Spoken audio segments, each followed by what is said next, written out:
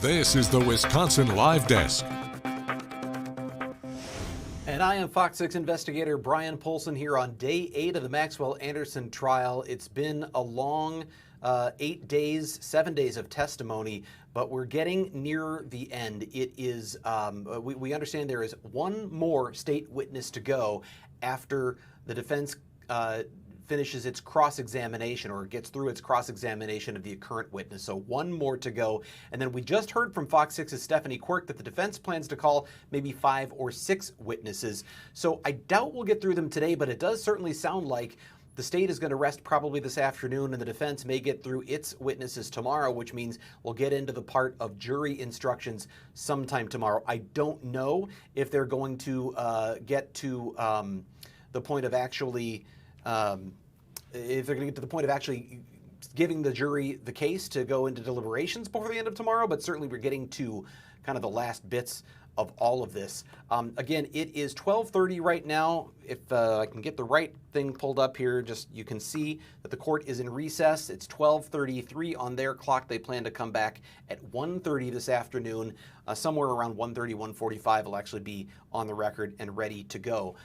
What we have coming up in about 10 minutes, we're going to hear from Jonathan Lavoie of Kim & Lavoie, a criminal defense attorney who is going to give us his thoughts on the new testimony that's been shared today. And then we'll also have Stephanie Quirk back here probably around 1 o'clock.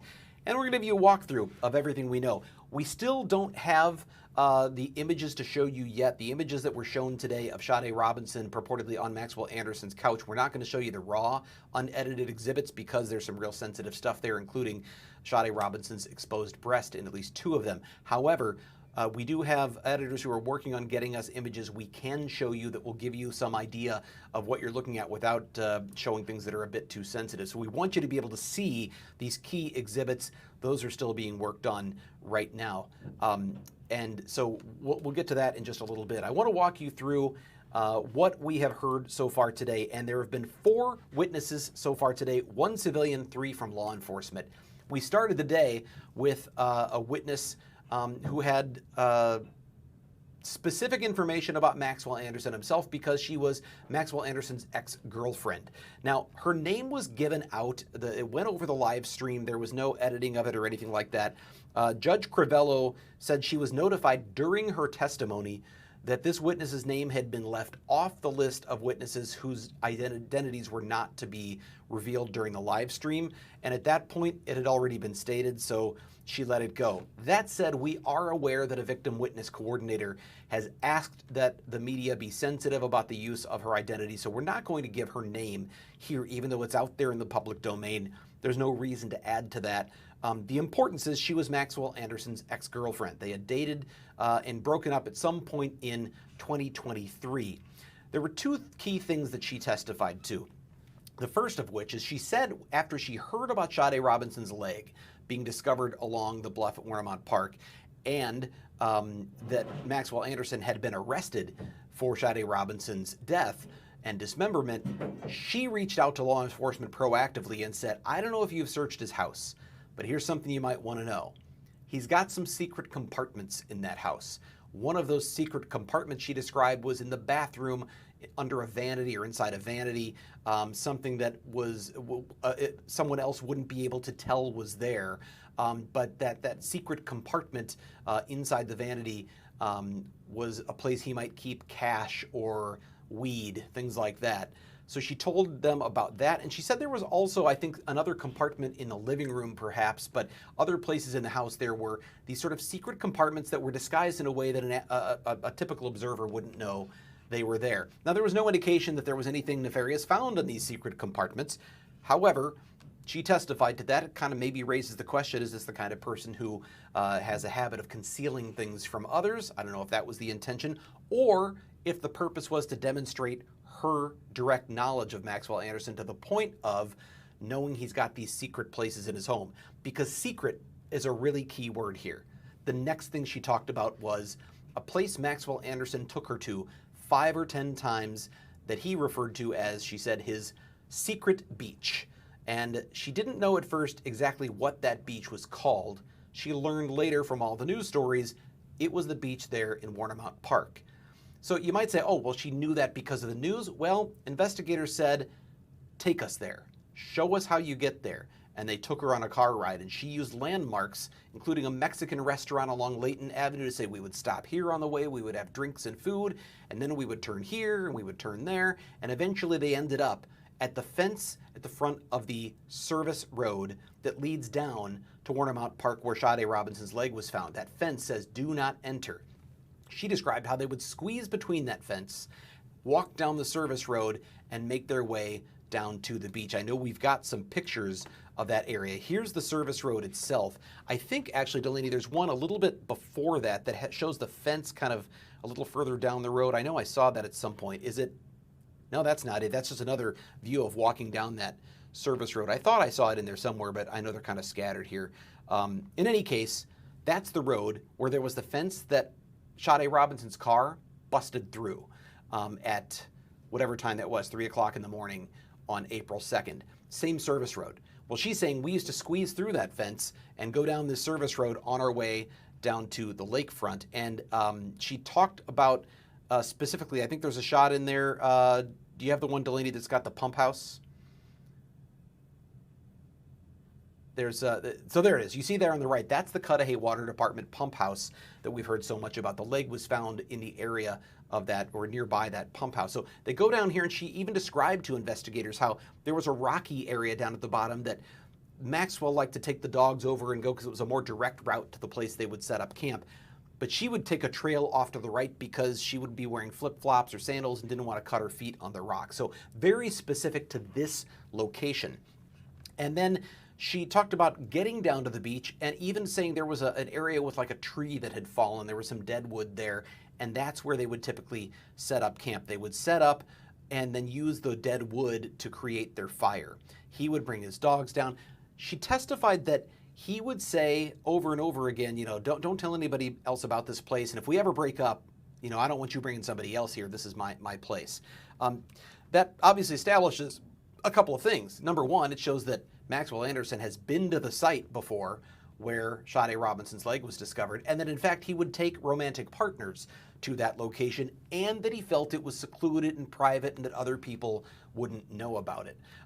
That certainly is what the state is getting at.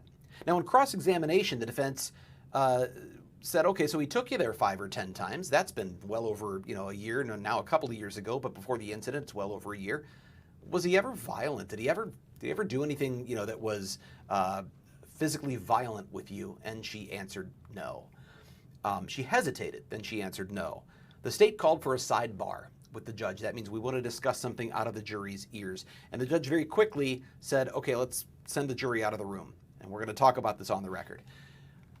When defense attorney Tony Cotton asked the question, was Maxwell Anderson ever physically violent with you?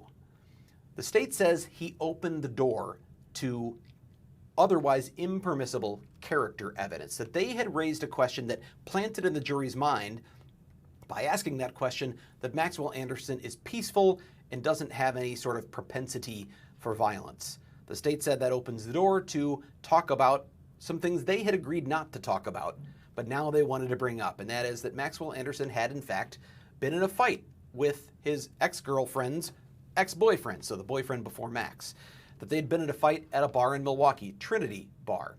So, and there was actually some other indication that he had been emotionally abusive. And one of the things he had apparently done at one point was tell her she should beat herself up and call the police and say that her ex-boyfriend did it to set him up.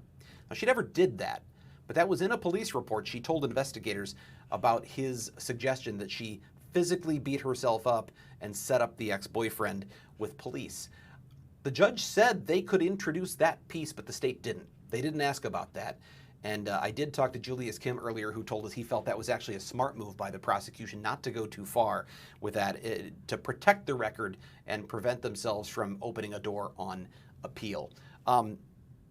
Jonathan is up. Okay, so I've got to get him set up. We're going to have Jonathan Lavoie, who is joining us from Kim and Lavoie. And see if I've got things set up in the right place. I think I do. So let me just change up the sourcing I have here, and I think I see Jonathan right now. Let's get his audio going, and we are going to welcome Jonathan Lavoie of Kim and Lavoie, criminal defense attorney. Jonathan, thank you for being here at the Wisconsin Live Desk. Appreciate your time.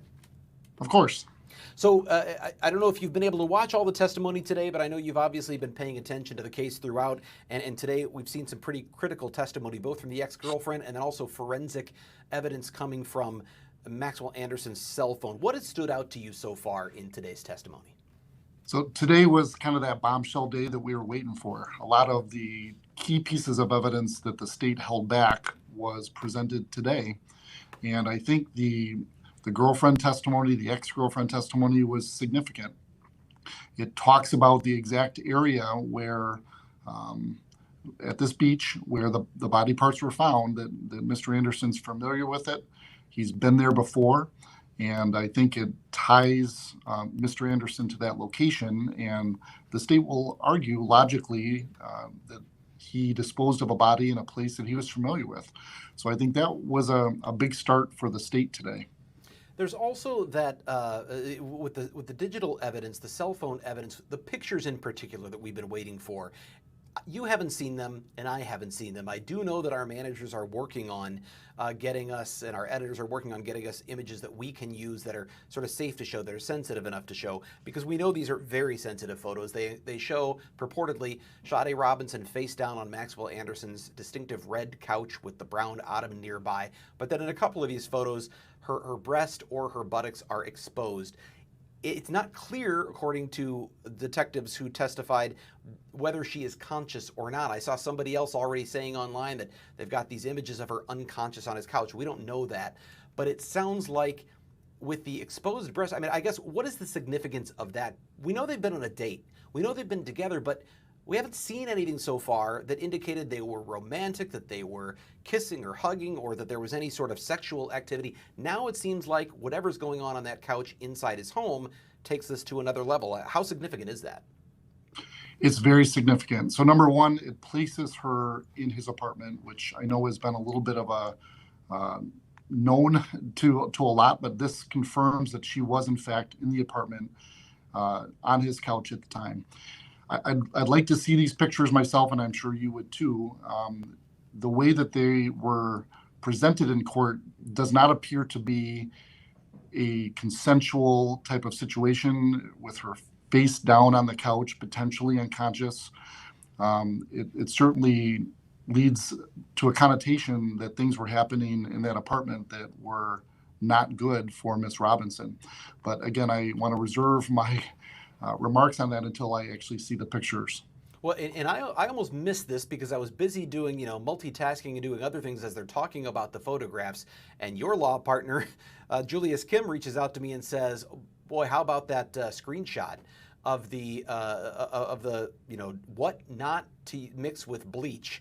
And then I looked back and saw, sure enough, that was an exhibit that had been presented. That was one I wasn't expecting, didn't know was going to be there, because I think that's one of the things we've been looking for all along was there any evidence that he did anything to try and plan this out or to plan to clean up the scene?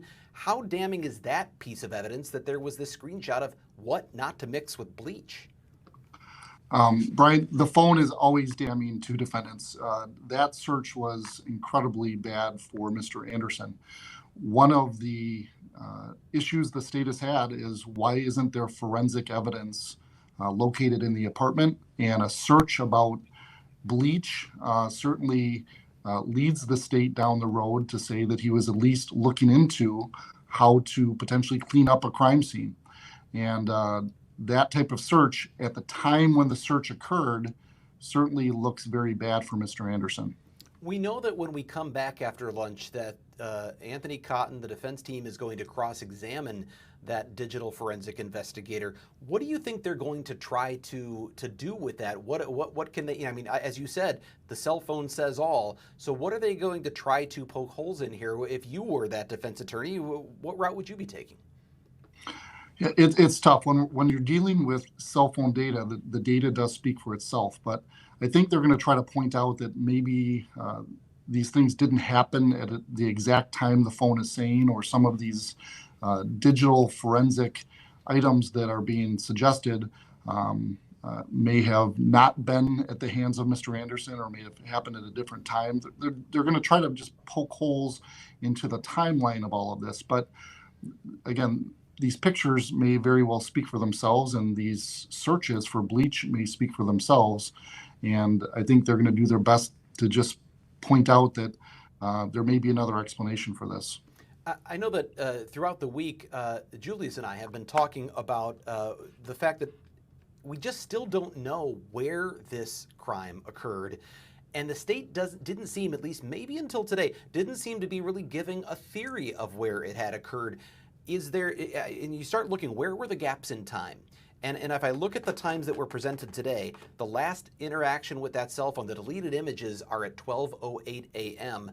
They presumably leave at 12:45. The deletion of the searching for bleach, though, or the what not to mix with bleach, is at around, I think it was like 11:30. If they leave at 12:45, if the car leaves then, that's an hour and 15 minutes. Is that enough time to have, maybe by then he's already dismembered the body, now he needs to clean it up because he's looking for the bleach question. But are they starting to raise a theory of, yes, even though there's no forensic evidence, that's where we think it happened? And do you think they have to do that? Do they have to give the jury a picture of a theory of where this occurred if they're going to complete a conviction here? Yes, I believe the state and the defense will both give their own theories in their closing arguments. But this whole bleach thing certainly is going to lead the state down the road that he had sufficient time from the time he deleted the bleach search to 12:45 when they left to do the things that they're alleging and to clean up after the fact. So it's very possible the state is going to say that at least some of this behavior, potentially the murder and potentially the dismemberment, occurred at the apartment and he cleaned it up. They may also say that some of it occurred in the car. And I've mentioned many times that that car was torched and that car was burned. And they're going to argue that there was likely forensic evidence within that car that was intentionally destroyed through arson. So I think the state is going to probably say, we don't know for sure, but it does appear that there's a possibility that something occurred in the apartment and it was cleaned up. And certainly that car absolutely would have contained forensic evidence that was destroyed by the person who lit the car on fire. So we know the state has one more witness after the cross-examination of the current witness, and then the defense gets the case. And we just heard from Stephanie Quirk that apparently the defense is planning to call maybe 5 or 6 witnesses. Throughout this case, this defense has really presented its case through cross-examination. So we've already heard a lot of what the defense is attacking here. But do you have any thoughts on what kind of witnesses we might see out of those 5 or 6? Are they going to be new individuals? Are they going to be recalls of people who've already been on the stand? What do you expect to see there? So far, the defense's strategy has been to point out what the police may have missed, what the police should have done, didn't do, pointing out the problems with the investigation. But now the defense kind of goes on the offensive and starts presenting their own testimony. My belief is the defense is likely going to try to secure the theory that Ms. Robinson left Mr. Anderson's apartment at 12:45 on her own, that she was the person driving in the car with the fogged up windows, and that she left with her phone unharmed from Mr. Anderson's home, and that something happened to her after she left Mr. Anderson's home. So I'm anticipating the defense is going to call witnesses that would support that there's a potential other explanation for what happened to her that had nothing to do with Mr. Anderson. So they have a tough road ahead, but I'm assuming they're going to focus on the time that the state cannot prove, which is after 12:45 up until the point that the car is found burned on the north side. And we know that that Maxwell Anderson's phone, we now know that it was off. It was not interacting in any way between, whatever it was, 12:09 a.m. and 9 something in the morning. I imagine the defense could point out that that would be consistent with having your phone turned off and you go to bed and you charge it back up in the morning or power it back up in the morning. The prosecution would probably say, well, he had turned it off intentionally and left it at home to sort of cover his tracks. Is that kind of what you would expect to hear from each of the sides to explain his phone being off for all those hours? Yes, it's absolutely. The defense is going to say, look, he was at home. His phone was at home and he was sleeping. And the prosecution is going to say that he left his phone at home while he was driving around in Miss Robinson's car.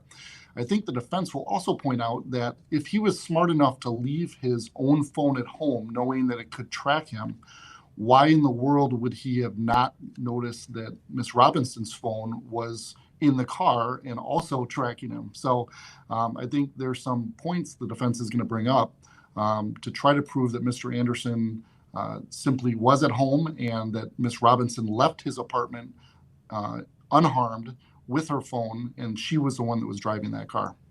It seems like they would have a tall order with that, though, because I imagine the state would point out that if he left his phone at home, or if his phone was there because he was sleeping, then what was he doing leaving the scene of the car fire at 7:30 in the morning and getting on a bus and riding it back home? They've certainly gone a long way to say that's definitely Maxwell Anderson who did that, and if the jury is convinced of that, then he was out there up on the north side for some unexplained reason right where her car is burning and on the bus back home while his phone was off at home. That seems like the state's got a pretty strong rebuttal to that idea that he was home sleeping. That's exactly right. So if the defense theory is that something occurred to Miss Robinson after she left Anderson's home unharmed, why in the world is Mr. Anderson back in the fray the next morning at the burning car? So it doesn't make any logical sense that he would have been not related to the murder, but then show up at the burning car in the morning.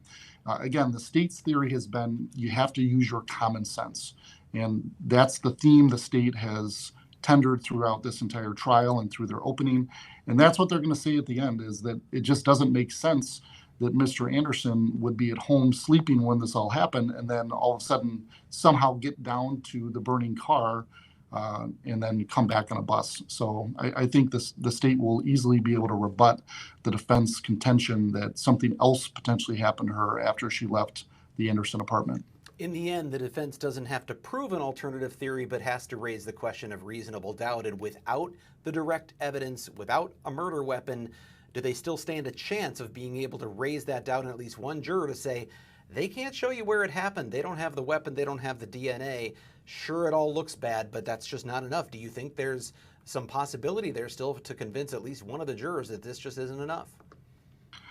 I think anything's possible, and it's very hard to predict what a jury will ultimately decide. But I think it's going to be very tough for the jury to find reasonable doubt unless they truly believe that there was at least a potential for another explanation for this. I don't think they're going to acquit Mr. Anderson based solely on a couple of doubts about what the police could have done or should have done. I think the jury is going to have to talk about, is there a possibility of an alternative explanation for what happened to her that's unrelated to Mr. Anderson? So I think Mr. Cotton is going to have to develop at least an argument or a theory that he can present at his closing that shows that some other entity impacted Miss Robinson after she left Anderson's apartment. So I suspect with one witness left from the state that the state will rest probably this afternoon unless that cross-examination of the digital forensic investigator goes on for a really, really long time. But the state could rest this afternoon. Defense with 5 or 6 witnesses may well get through them tomorrow. And then we go to jury instructions and ultimately to deliberation. Based on that, is it reasonable to say this is probably still going to extend into early next week? Or do you think there's any chance this could in fact get to the jury before the weekend? As it happens in so many trials, these things sometimes end on Fridays. And courts don't like to do things piecemeal on Friday and then have people stay late into the hours on Friday. So with this complex of a case, I'm anticipating that the testimony and the evidence will probably conclude sometime tomorrow. And they may very well come back into next week for instructions and closing arguments. But again, it really depends, as you know, Brian, on how fast the defense case comes in and how many witnesses they actually call and how long those witnesses take. So I don't expect that the court's going to keep the jury there late into Friday night or over the weekend. I would expect that there's going to be a lot of discussion about jury instructions that's going to be outside of the presence of the jury. So I think this is going to go into next week. Well, thank you for correcting me. I left out a big part there. After jury instructions, of course, closing arguments, which are huge, because that's where each side really tells the story that connects all the threads of evidence and the testimony that's been given so far. So that's going to be big. So with all of that, it sounds like we're going to be going probably at least into early next week. I don't know, with the number of cases that you have seen, I talked earlier, there were 62 law enforcement witnesses in this case and 12 civilians, a couple of other government people, 82 witnesses. I know it's not a record or anything like that, but that's an awful lot. Have you been involved in a case with this many witnesses from the state? So I was involved in a full 2-week homicide trial a few years ago, and there was not as many witnesses as this. There was a lot more technical issues with DNA and some other issues. But in this case, there were so many law enforcement officers that were involved in small pieces of the case. So this was a pretty significant prosecution with a lot of evidence, a lot of witnesses, and was very impressive that it actually got done as efficiently as it did. I just think about it's not often when your crime scene is not an isolated place, but actually a route and a path that goes all over the city. That seems to have really made this more difficult because they had to gather all of these individual cameras and pieces of evidence and all these other things. It seems like just unusual in the way there was such a large crime scene. That's exactly right. And there were so many officers that had to track down all of these cameras and all of this data. So it was a very technical trial, and that's why it dragged on for a while. But today was very interesting because we kind of got back into the heart of the evidence. And I thought today was very, very compelling and was a lot more interesting than some of the more dry data evidence that we've been dealing with the last couple of days. Well, Jonathan Lavoie of Kim and Lavoie, thank you for your time today. I know we've got a plan to have you in here again the same time tomorrow. We'll see where we are in the case at that time. But thanks a lot for your time here on the Wisconsin Live Desk. Sounds good. See you then. All right. Jonathan Lavoie of Kim and Lavoie. And we are going to take a quick break. When we come back, we will go into, again, some of what we have seen today. And I'm going to see if I can reach out and find out if we have some of those images to show you now, if they have been edited and approved for live streaming and for broadcast. We'll find out more, and I'll let you know after this break.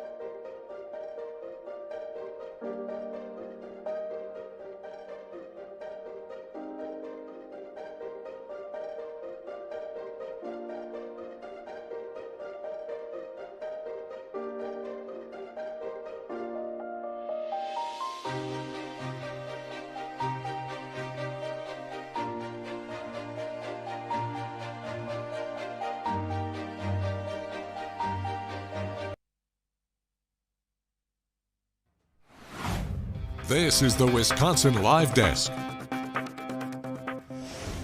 Fox 6 investigator Brian Polson here at the Wisconsin Live Desk on day 8 of the trial of Maxwell Anderson, charged in the death and dismemberment of 19-year-old Sade Robinson. It is a little before 1 o'clock now. We just heard from Jonathan Lavoie of Kim and Lavoie. We've also heard from Stephanie Quirk here since this lunch recess began, and we are going to hear from Stephanie again in just a little bit. I want to show you real quickly, as you can see the clock on the wall there, just a little bit after 1 o'clock at the Milwaukee County Safety Building, room 620. That is the courtroom of Judge Laura Crivello. They expect to be back on the record, or she told parties to be back at 1:30. They'll probably be on the record closer to 1:40 or 1:45. But whenever that happens, we'll take you back there, let you listen in on the live testimony, and hear from the live desk. We're going to be here until 4 o'clock. So any breaks the court takes, as always, I'll be here to sum up what we just heard and tell you what to expect.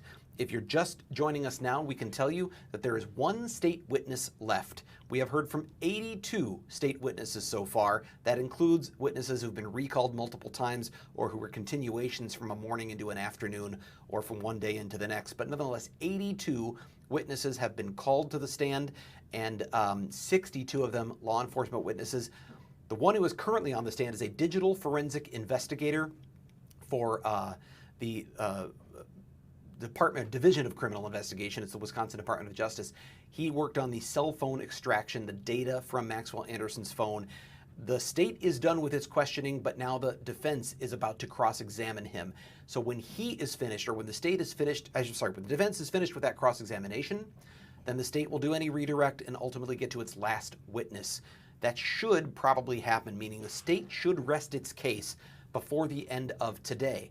The defense plans to call a handful of witnesses, 5 or 6 we are told, and after that they will go to jury instructions and then closing arguments. It is likely that is not going to all happen before the end of the week, so we're probably going to bleed into early next week with this case before the case is given to the jury. All right, I've got to get Stephanie back up on the correct remote. Is she on remote 3? Okay, thank you. Stephanie Quirk is back outside the Milwaukee County Safety Building, and she is here to join us. Let me get your mic all set up here, Stephanie. Okay, so tell us what you're seeing outside. I know we talked throughout the week. At times there have been a lot of supporters there. Are you seeing much of any activity outside the safety building today?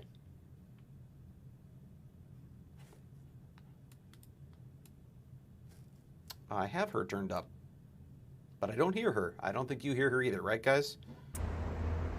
There we go. Mike's on. Hey, all right. It wasn't me this time. Stephanie, it's almost Can you hear always me? me, so I was sure. Apologies. It was my fault. Okay. Go right ahead. What are you seeing out there today, They Steph? happen.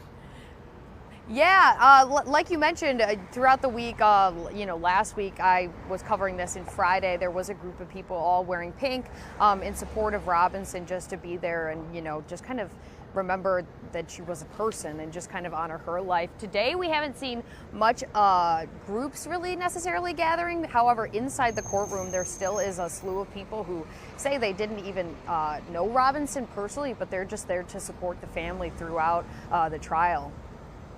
So you were in the courtroom, obviously, this morning, and I know we talked to you a little bit ago, but for those who weren't here at the time to hear that, what stood out to you today? This really seemed, we just heard from Jonathan Lavoie, who said this was kind of a day where the case really picked up. We've had some really slow days with just minutia in some of those pieces of video. 3 seconds here, 2 seconds there. Do you see that flicker of light in the corner? The jury's getting tired, they're yawning. And now today, it seemed like it was a lot more of kind of getting to the heart of the matter. Well, what did you see that stood out to you today? Yeah, today focused a lot on testimony over the findings on Maxwell Anderson's phone. In fact, I heard you talking a little bit earlier about the most recent witness that the state called to the stand was a senior digital forensic investigator who testified that basically the photos, a group of photos were deleted from Anderson's phone, and he kind of laid out a timeline of that. This was the night of April 1st, basically. But previous to that, a detective with the Milwaukee County Sheriff's Office testified about photos that were recovered that had been modified from Anderson's phone, and they were very explicit photos showing what appeared to be Robinson lying face down on what prosecutors argue is Anderson's couch. They showed photos of his couch, a red couch with what looked to be a blue pillow, and then also kind of compared that with the photos that the detective says was recovered from Anderson's phone, and that shows close-ups of explicit images of Robinson lying face down on that couch. We know that family actually had to leave during that when they were showing those photos. I saw Robinson's mother actually being walked out by, advocates in the courtroom, as well as other family members. So you could feel that this was a big day in terms of the prosecution just kind of trying to let before they rest their case, they want to make a point, but also it weighing heavy on not just the family members, but the jury too. You could see them getting emotional as well. Stephanie, I know you were in there and you could see these images, some of them explicit. Our viewers here on the stream have not seen them, but for the first time you are going to see portions of them, because we have had an editor. I finally am seeing a couple of these show up where I can access them. These are the images that were shown, the exhibits that were shown, and I'm going to put them up. You won't be able to see them where you are, but you've seen them in the courtroom. And here is one of those images now. You can see a person you can tell that's sort of that red couch that we have talked about before, and the sweater. The sweater is the most distinctive part. Now, you can see sort of a circle in the middle. That circle is added by our editors. It is a blurring of what we are told, and what you would have seen yourself, Stephanie, in the room, is Sade Robinson's right breast.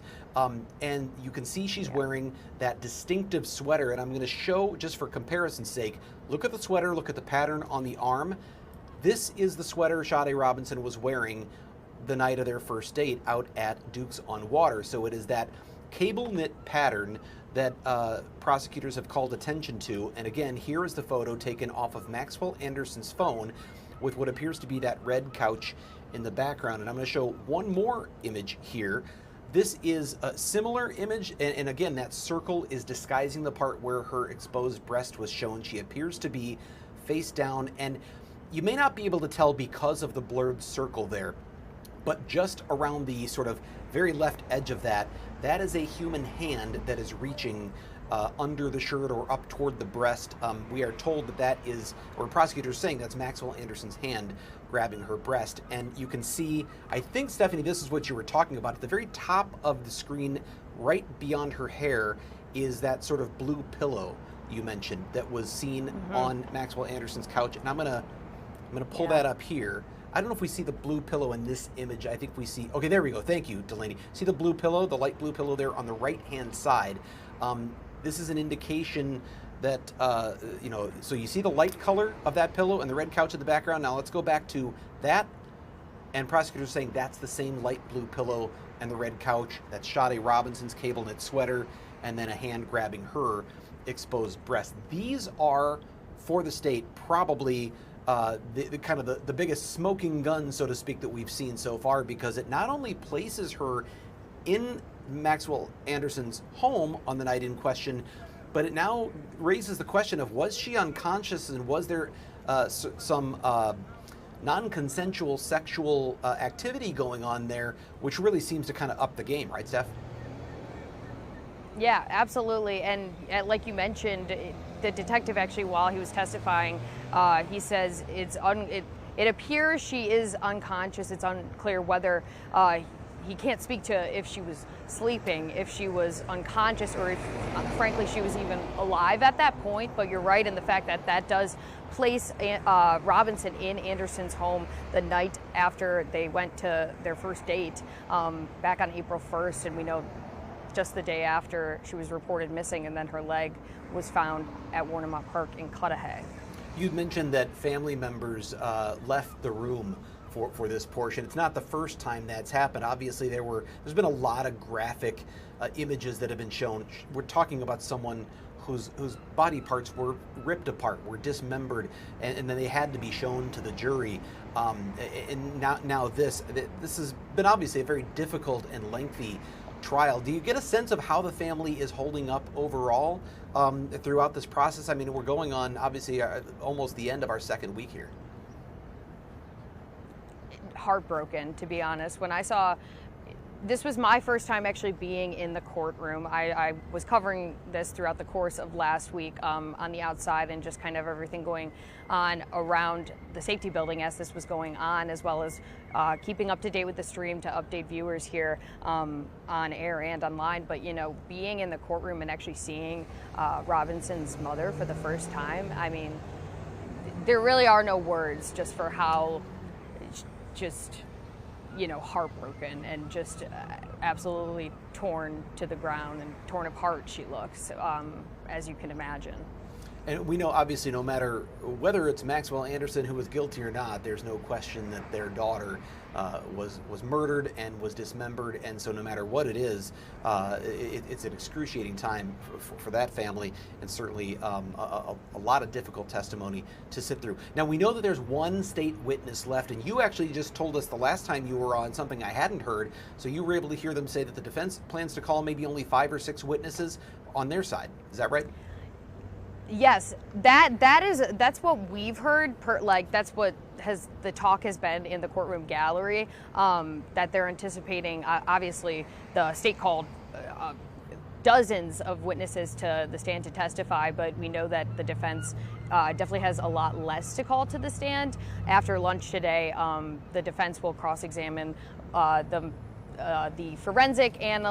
forensic expert that the state called to the stand prior to the lunch break, and then the state will rest its case, and then it'll pivot to the defense. So we'll be looking to see who they call and, kind of what unfolds in that case and how they kind of try to make their argument to the jury.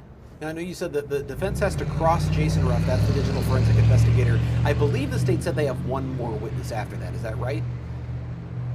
Yes, that's correct. I'm so sorry. Okay. You are. Do we have any idea who they have one more witness? Yeah. Do we have any idea who that one more witness might be? At this point, it's unclear. I'm not certain. I can't say 100% who or where they'll go or who they'll call to the stand. But throughout the course of the trial, they brought up a number of people, law enforcement experts, detectives, forensic experts, friends, coworkers. So it's just been a slew of people, different groups of people. The first witness actually was the individual who says he was the one who discovered Robinson's leg that day on Warnemont Park in Cudahy. So it'll be interesting who they kind of close it out with. All right. Well, Stephanie, we're going to let you get back to what you have to do, because I know you've got to get back up into the safety building before they get back on the record. So thank you for joining us here on the Wisconsin Live Desk. Absolutely. Thank you for having me, Brian. All right. Stephanie Quirk, you know what? Got to punch up the right camera, Brian. Stephanie Quirk live outside the Milwaukee County Safety Building, and it is 1:11 now. We've got 20 minutes before the parties should be starting to reassemble in the courtroom, and probably another half hour before testimony will begin. We're going to take you back through what we have heard so far today and show you those images again that have now been approved for, the edited images that have been approved for streaming and for air by the FOX 6 Newsroom management team. And we're going to do all that right after we take this break.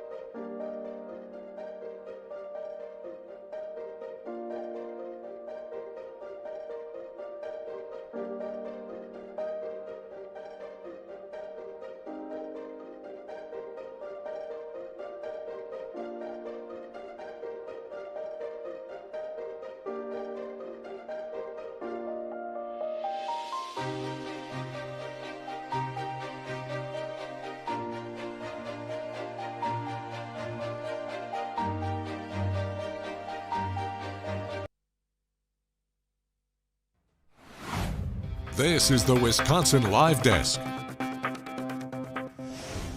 Welcome back. I'm Fox 6 investigator Brian Polson here at the Wisconsin Live Desk at 1:14 p.m. on Thursday, June 5th. This is day 8 of the Maxwell Anderson trial, day 7 of testimony, and we are close to the state finally resting its case. When the court comes back at 1:30, 1:45 this afternoon, they will be continuing with Jason Ruff, a digital forensic investigator for the State Department of Justice's Division of Criminal Investigation, or DCI. He will be on the stand facing cross-examination from the defense team of Tony Cotton and Jason Findling.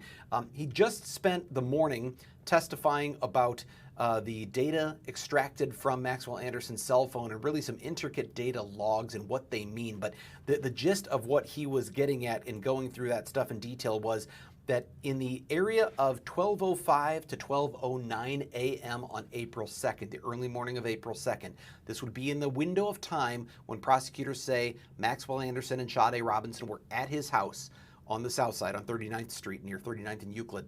At 12:05 a.m. to 12:08 a.m., they say that the actions of the phone show that a user deleted dozens of images from that phone. Those images were later recovered, and we're going to be showing you some of those images edited so that we can show them in a sensitive manner because they are graphic photos that also show Sade Robinson's exposed right breast. We're not going to be showing you that. We're also not going to be showing you the images that were shown in court of Sade Robinson's jeans and underwear being removed and exposing her buttocks. There is just no way we could edit that photo in a way that was sensitive, that would show. But what we can show, and I'm going to bring this up right now, what we can show you is these are the jeans, the underwear, and the coat that were recovered from the trunk of Sade Robinson's car after firefighters put out the fire that had been intentionally set. They were in the trunk was not burned, and so the clothes were still intact. You can see the blue jeans with the rips in front that are consistent with the jeans that Sade Robinson was wearing on the night she met Maxwell Anderson. This was outside Twisted Fisherman as she was arriving close to 5:30 p.m. on April 1st.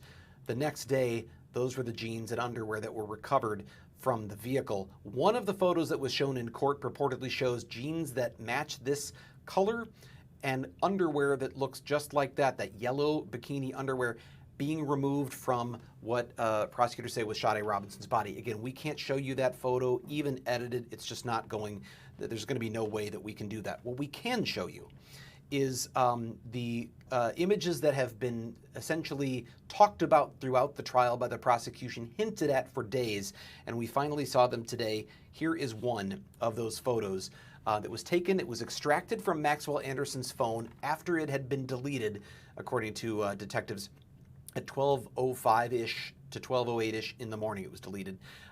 That is, prosecutors say, Sade Robinson with that knit shirt, the cable knit sweater, the half sweater that bears her midriff, that it was, and that is her hair in the background, and that she is face down on Maxwell Anderson's red and sort of worn couch. You can see just below the circle. That circle was added by our editors at the direction of our management team so that you don't see what is Sade Robinson's exposed right breast. But just below it, you see the seam in the couch. And that seam in the couch and that sort of faded look of that reddish couch, prosecutors say, matches the seam that you see in the bottom of this picture, and that it is that sort of fading of the edge of that couch. You also see one other thing, and this is the same couch. You see that light blue pillow, that sort of sky blue colored pillow on the right-hand side. Prosecutors say if you look at this photo again, you see just above the head, the corner of what appears to be that same light blue pillow. So prosecutors are saying this image shows that Sade Robinson was not only in Maxwell Anderson's home and on Maxwell Anderson's couch, but that in fact she was face down. It's not clear if she's even conscious. It's not clear if she is sleeping. It's not clear what state she's in, but her breast is exposed, and just, you can see just out the edge of that circle, the very left edge of that circle, that is a human wrist. There is a hand that is grasping or groping the right breast of Sade Robinson, and prosecutors say that is, they believe, Maxwell Anderson's hand. Based on all of the context and all the circumstances, that appears to be what's going on here. Another photo, this is one where you see a bit more. You can see that blue pillow in the background. You can see more of the sweater. And again, that circle is covering what is purportedly, or what we are told, what was in the unedited video or unedited image, Sade Robinson's right breast. Pay attention to the cable knit pattern of the sweater, because if we go back several hours before that, this was Sade Robinson from a camera in the ceiling pointing down at Duke's on Water as she sat at the bar with Maxwell Anderson. And so that distinctive cable knit design or pattern on the right sleeve, prosecutors say that directly matches with what you see in this image right here. Further proof, they say, that that is indeed Sade Robinson, who is face down on Maxwell Anderson's couch. Now, that occurred, or those photos were taken in that time frame where they were, the prosecutors say they were in the home, and then deleted between 12:05 and 12:08 a.m. At 12:09 a.m., Maxwell Anderson's phone, we are told by that investigator who was on the stand, the digital forensic investigator, it went into sleep mode and then had no human interaction until 8:58 the following morning. So for nearly 9 hours, his phone goes dormant and there is no activity. We just talked to Jonathan Lavoie of Kim and Lavoie, who predicts that the defense is going to say that's proof he was at home sleeping. His phone wasn't on, his phone wasn't interacting anyone. Sade Robinson left and went home. He went to bed. He woke up the next morning. He sent her a text at 10:36 that said, "Morning, how's work going?" And they're going to say, see, look at that. She went off. Somebody else must have done this. The difficulty they're going to have, and Jonathan Lavoie talked about this with us a little bit ago, is if he was home sleeping the whole time, and that's why his phone was there and not being touched until 9 a.m., then how did he end up on video and on surveillance images near the scene of the car fire? How did he end up walking away from the fire at 29th and Lisbon? And what was he doing getting on a Milwaukee County Transit bus, riding it back home, and getting home at 8:42 shortly before that phone is active once again? If he was asleep the whole time, well, you can't be two places at once, and the state is obviously going to argue that, well, the fact that he was up there proves he just intentionally shut his phone off or left it behind so that it wouldn't be tracking him. Again, we'll hear what both sides have to say, but those are kind of the things you can expect to hear about that. We had one other thing that the digital forensic investigator talked about, and that was, in addition to his phone, they looked at the computer that was in his house. And that had some human interaction at 12:07 a.m., almost 12:08, where Netflix was loaded into the browser, and a video was started to play at 12:07, and then another one auto-played at 12:08:16, and another one at 12:23. The one at 12:23 was something called The Night of the Mini Dead. At 12:28 a.m., they say there was more human interaction as someone started to play a show called Three Body Problem. And that show is an hour-long episode. 12:33 a.m. is when actually I believe that this human, whoever that was, presses play and starts the Three Body Problem episode. And then after that, there's no more human interaction. Again, that seems to be consistent with the state's timeline, that if 12:33 is the last time he touched the computer and 12:08 is the last time he touched his phone, then they say Maxwell Anderson and Sade Robinson left at 12:45. So that fits within that timeline, and that would appear to be why the state presented that. We haven't yet heard how the defense plans to attack this evidence, but we will hear about that shortly after the lunch break is over, because the defense will be cross-examining that last witness who was on the stand, and that is Jason Ruff, the DCI digital forensic investigator. The other witnesses we've heard from today, the first one of the day, was a big one, and that was Maxwell Anderson's ex-girlfriend. And I've said this a couple of times. Her name was revealed on the live stream and through the pool camera that was there. Judge Crivello informed us that her name had been left off of a list of witnesses whose identities were to be protected. And so there was no protection given. The judge learned about that request, that her name had been incidentally left off in the middle of her testimony. So she ultimately said there's really nothing she can do at this point. That name is out there. It's in the public domain. And we are free to do as the media what we wish with it. That being said, we do know that a victim witness coordinator made the request that the media be sensitive about that. So we're not going to use her name. It doesn't really add to the case to say what her name is. It suffices to know she's the ex-girlfriend of Maxwell Anderson. They dated through some point in 2023. She said this morning that when she heard of Maxwell Anderson being arrested in connection with this leg that had been found in Warnemont Park, she reached out to investigators for two reasons. One, she wanted to know if you haven't searched his house yet, you might want to know he's got some secret compartments in there. He had secret compartments in the bathroom under a vanity that she says he kept cash and maybe drugs in, like weed, marijuana. And there was another one in the living room that was described as well. It doesn't appear investigators necessarily found anything nefarious in those places, but it certainly indicates that she was definitely very familiar with Maxwell Anderson and his home. She was also familiar with the fact that he was someone who maybe went out of his way to hide things from other people, like having secret compartments in his house. Secondly, she said that Maxwell Anderson had taken her to a place along Lake Michigan, a beach, a secluded place that he called his, quote, secret beach, a place that he would take her to where they would take the dogs, they would maybe make a fire. But she said they'd gone there 5 or 10 times and it was secluded. They rarely saw anyone else around there, maybe someone walking their dog by very briefly. But she said it was a place he wanted to keep secret. He didn't want others to know it was their place, and he didn't even want her to take anyone else there if they ever broke up. Prosecutors asked her if she knew where that place was, and she said she didn't know the name of it. She only learned it was Warnemont Park after all the news came out about the leg being discovered there. But she was able to take prosecutors on a drive and use landmarks to find her way back to this place Anderson would take her to. And we have some of the images of that trip, of what she described. So when she gets to, this is the service road. I still keep looking for the photo that had the fence, and I don't know that we've got that one. I thought I saw it earlier. I don't see it in here anymore. In the ones that are accessible to me. Well, that's okay. Maybe this is it. Is this it? Yeah, there you go. That's the entry to the service road right off of Pulaski. And as you can see kind of in the middle, lower right middle portion of your screen, that's a security fence that blocks that service road from traffic, from public traffic. It is the road down to the Cudahy Water Department's pump house. And she described going down that road with Maxwell Anderson, and once you get beyond the fence, that road descends down in toward the lake. So you see here it descends all the way down to the pump house. That's the pump house on the right. She described in detail how there was a rocky area that Maxwell Anderson would take the dogs, walk over. It was a direct access to the place he wanted to set up camp. She would take a trail off to the right that didn't have to go over the rocks because she would often be in sandals. And then she describes specific areas of the beach where they would go, including near a downed tree where there was some dead wood that they could use to make fires, and that's where they would set up.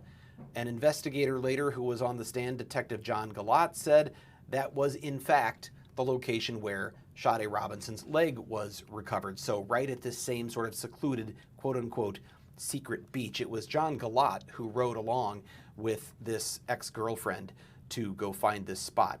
On cross-examination, the defense asked if he had ever, if their visits to this beach, if they had been, friendly and kind and whatever it was, or had there been any sort of, had he ever been violent with her? Had he ever engaged in any sort of violence against her? And she said no.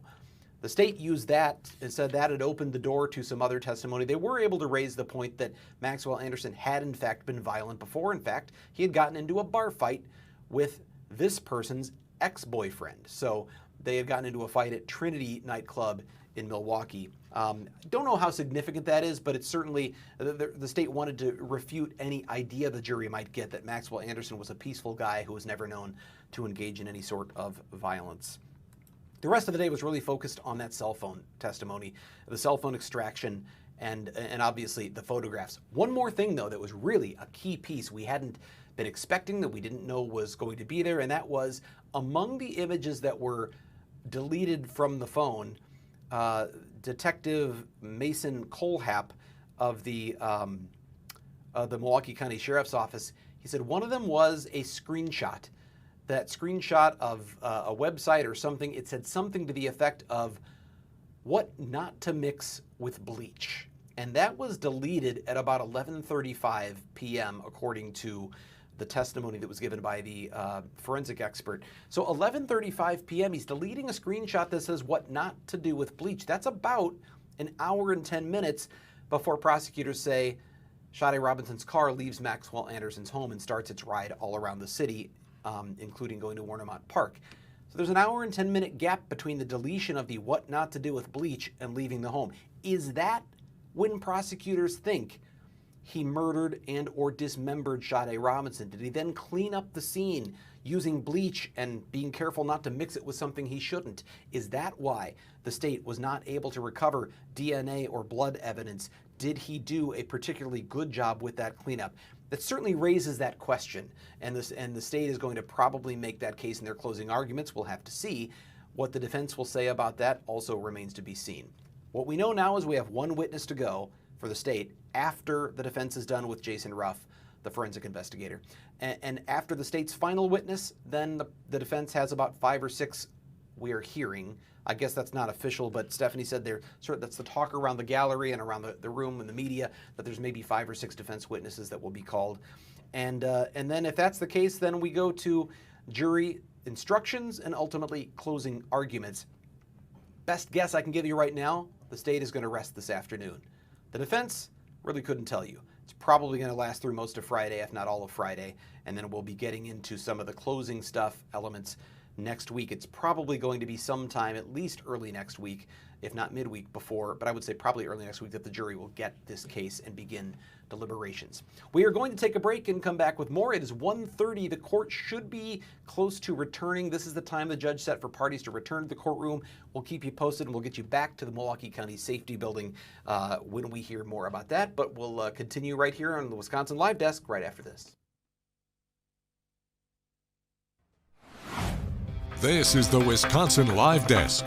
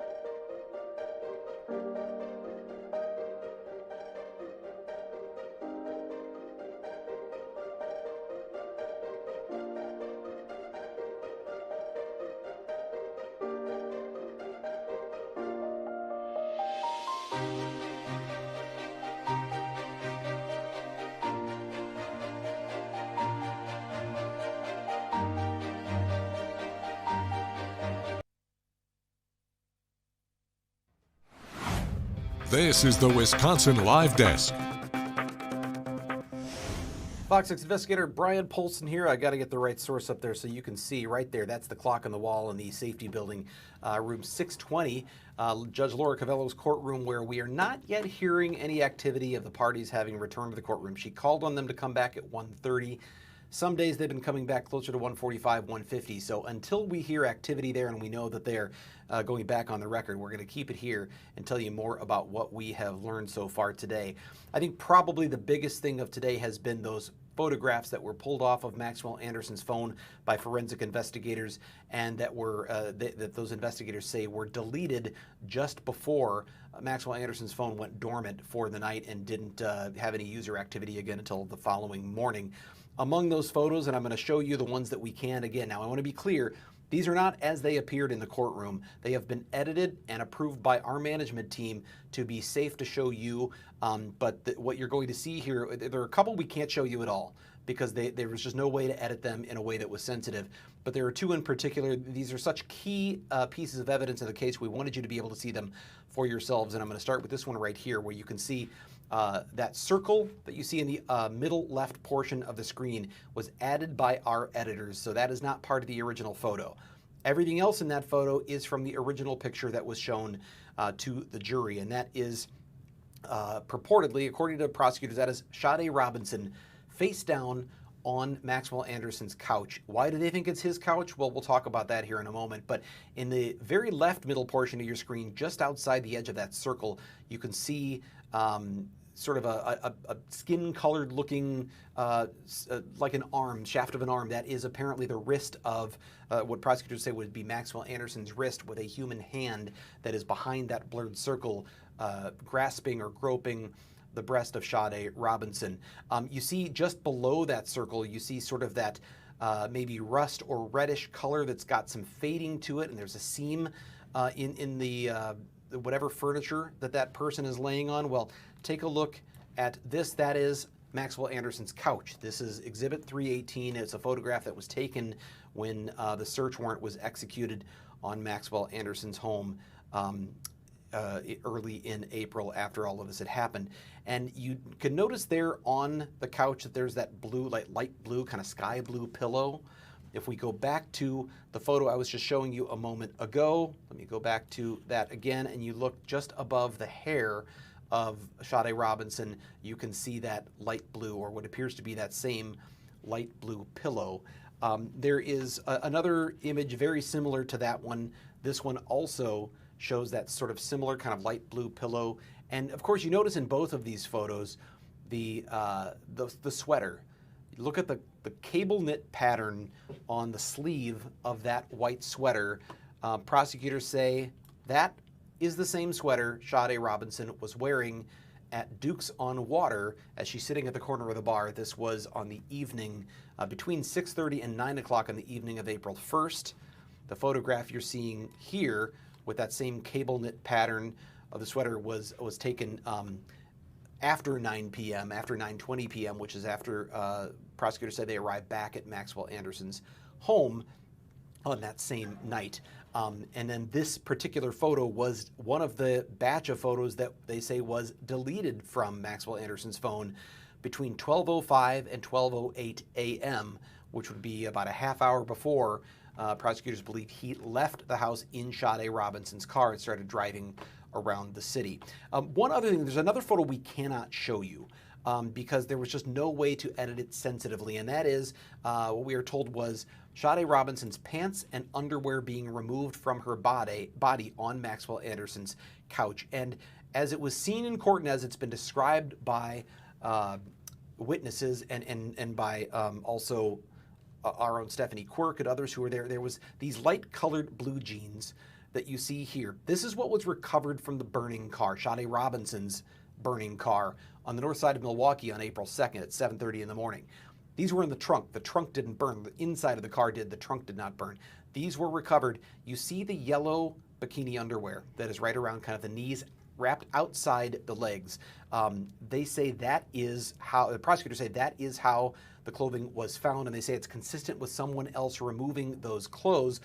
Now an image has been shown in court which shows these jeans and underwear that looks like that being removed from what appears to be Sade Robinson's body inside Maxwell Anderson's home. I just got word that Maxwell Anderson is back in the courtroom, and we're hearing, okay, I'm hearing some things in the courtroom. We're going to send you back to the safety building now. Ian Vance Curzan and Megan Newport appear for the state, joined at counsel table by Detective Joanne Donner. Good afternoon, Your Honor. Maxwell Anderson with Anthony Cotton and Jason Finline. Okay, good afternoon, everyone. This morning we received an email, well, Attorney Cotton received an email. It was also sent, I believe, to the prosecutor as well as to myself. However, my spam took it and I never was able to see it. Attorney Cotton showed it to the state as well as to me, and it reflected comments regarding comments posted to I believe, Law and Crimes website on YouTube, and a concern relative to that. The parties and I discussed it, and at the parties' stipulation, no further action was to be taken. Since this point in time, we've received further emails with the same information and attempts, I think, to contact my court as well as other courts. What we all know relative to the comments that are posted is some are accurate, some are inaccurate, some are made up, and Lord knows why people feel the need to post continuously. At this point in time, we've discussed it at length, and it's my understanding that the parties are stipulating to taking no further action. State, is that accurate, and is there any further record you wish to make? That's accurate, and no. Defense? That's accurate. Okay, anything further to address on the record before we resume? No.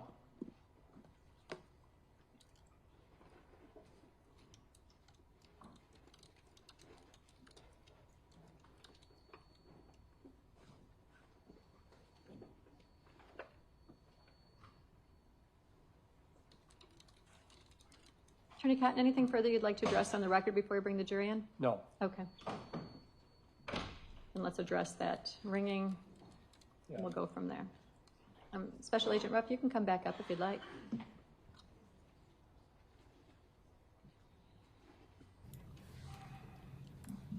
just heard the judge instruct Special Agent Jason Ruff of the Division of Criminal Investigation, Digital Forensic Investigator. He will be on the stand undergoing cross-examination of his testimony about the cell phone extraction from Maxwell Anderson's phone. Yes, please.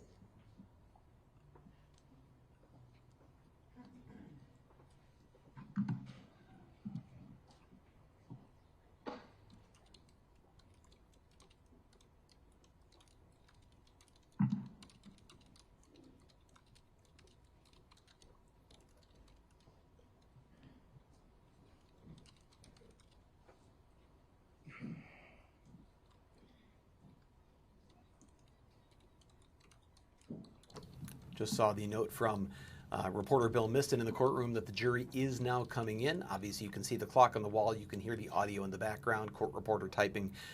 There will be testimony resuming here very shortly, but the jury is on its way in the courtroom now.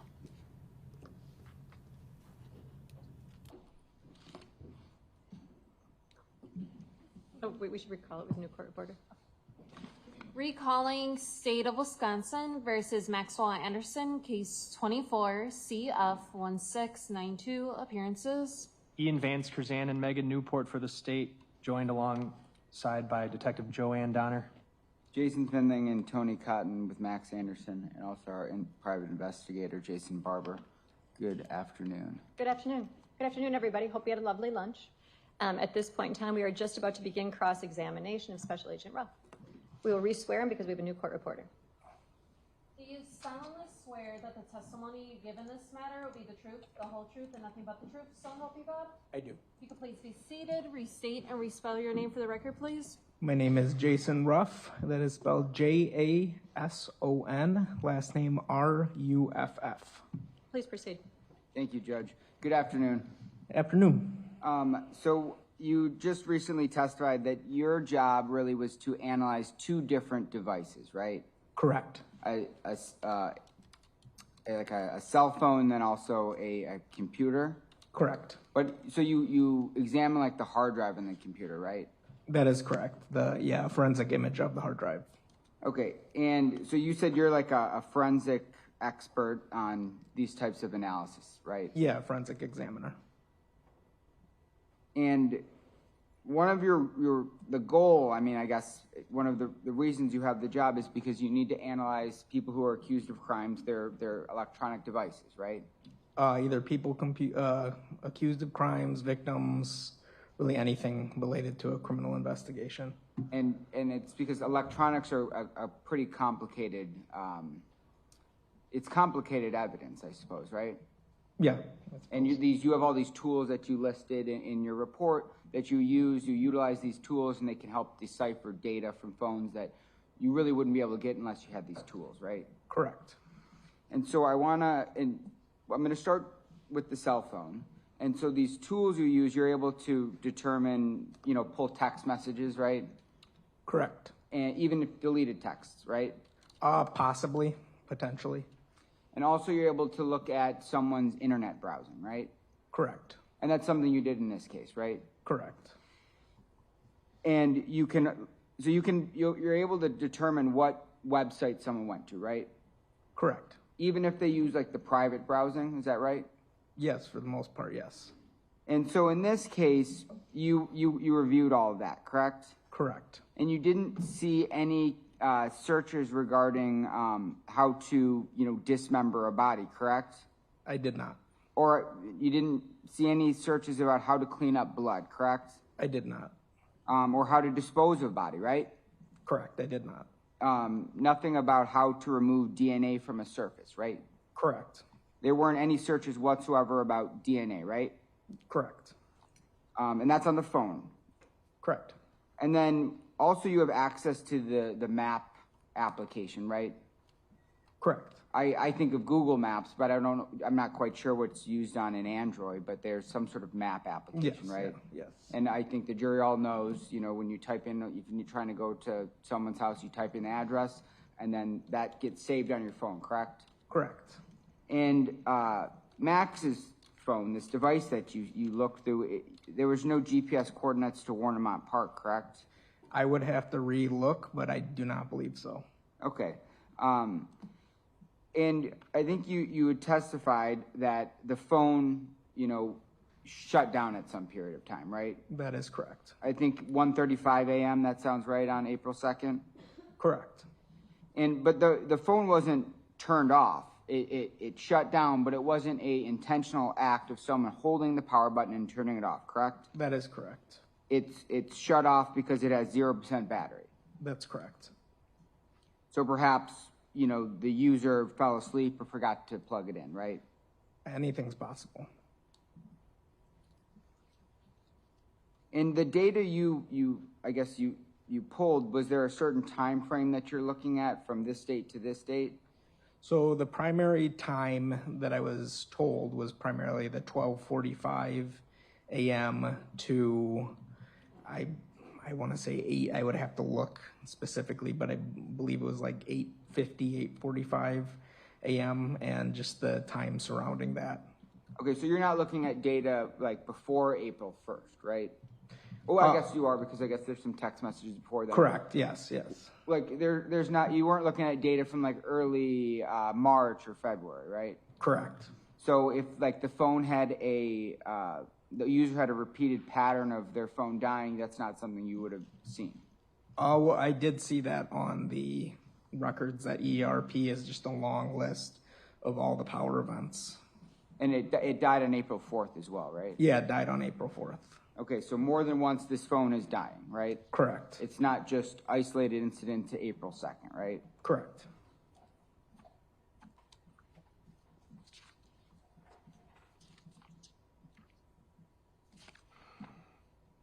And then let's move over to the computer. You had explained that, well, so the phone, you said user interaction stops around 12:07 a.m. Correct. On April 2nd, right? Correct. You said maybe to 12:08, but you're not sure. Pretty confident 12:07 phone activity, human activity stops, right? Correct. And then right around that same time, Netflix, or the computer, there's user activity on the computer, right? That is correct. So consistent with someone they cease interaction with the phone and start interacting with the computer, right? Yeah. And so 12:07, yes, according to, your analysis, activity stops with that electronic, but not all electronics in this residence, right? Yeah. And because a Netflix show is played at 12:07, right? Correct.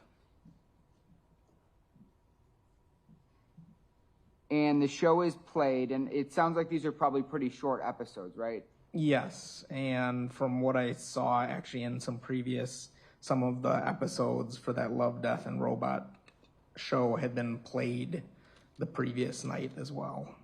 Okay, but they're short episodes, like 10 minutes or less. Yeah, like 5, 10, 15 minutes. Okay, and in some of the photos, I think in your report, it looks like they're almost animated. It's like an animated show? Yeah. Okay. So it plays a few episodes back to back, right? Correct. And could you determine whether a user was actually clicking next episode, or was it just kind of timing out and playing repeatedly? It was timing out and playing the next episode. Okay, and then after those shows stop playing, the user, so this is a user, human being most likely interacting, yes, playing a new show at 12:28 a.m., correct? Correct. And again, that action is physically done by a human, right? Yes, they would have to physically transition over to that episode, or that show, I should say. Okay, and I think a lot of members of the jury probably use, streaming services is when you can either search it, or sometimes I think you said you can get a suggested show, and it pops up. It's like a show you might like, and you can just click watch, and it plays, right? Correct. And these platforms like Netflix and Disney Plus, what have you, if you finish like a series, you don't even have to click watch a new series. Sometimes it'll just immediately queue it up and play it, right? Depending on the browser you're watching it on, but yes. Okay. And so 12:28 a.m. a new show is played, and that show is played in its entirety, correct? Correct. And you said that show's about an hour long, give or take? Yeah. And then after that episode ends, another episode is played, correct? That's correct. But that's actually auto-played. Correct. So it's not a user, because I think you can imagine it's the timer, that 10-second timer, 15-second timer. Yes. And it says you can either click play next episode, or you can just wait the 10 seconds, right? Correct. I believe it's like 2 minutes or so on average. Okay, so sometimes it's up to 2 minutes how long it waits. And so users don't actually need to click the button; they can just wait. Maybe if you're just don't want to pick up the remote, maybe you're lazy, you don't need to have to pick it up, right? Correct. I mean, I'm sorry, you don't have to pick up the remote to click the button, right? Correct. And so if someone fell asleep, for instance, the Netflix would continue to play, and the person doesn't actually have to interact with their TV, right? That's correct. And you say that according to the data you analyze, the show plays until at least, did you say 2:35 a.m.? Yes, I believe that was the time. And then does another show play after that, or were you not be able to tell because something with like the internet? Yeah, so there was an interruption in the network when what I talked about, that IP lease happened around the time when it would start playing another episode, which very briefly disconnected from the internet, like probably fractions of a second, but just long enough to interrupt that auto stream. So yes. Do you know if more episodes were played after 2:35 or not? There were no episodes played. Okay, after so the episodes are done at 2:35 a.m., correct? Correct. But nothing about the data or anything that you analyze can tell you whether the user stopped watching the show, right? You mean like to click off? Well, like the data you reviewed can't tell you whether someone's actually watching the show or someone isn't watching the show. Yeah, no, that's correct.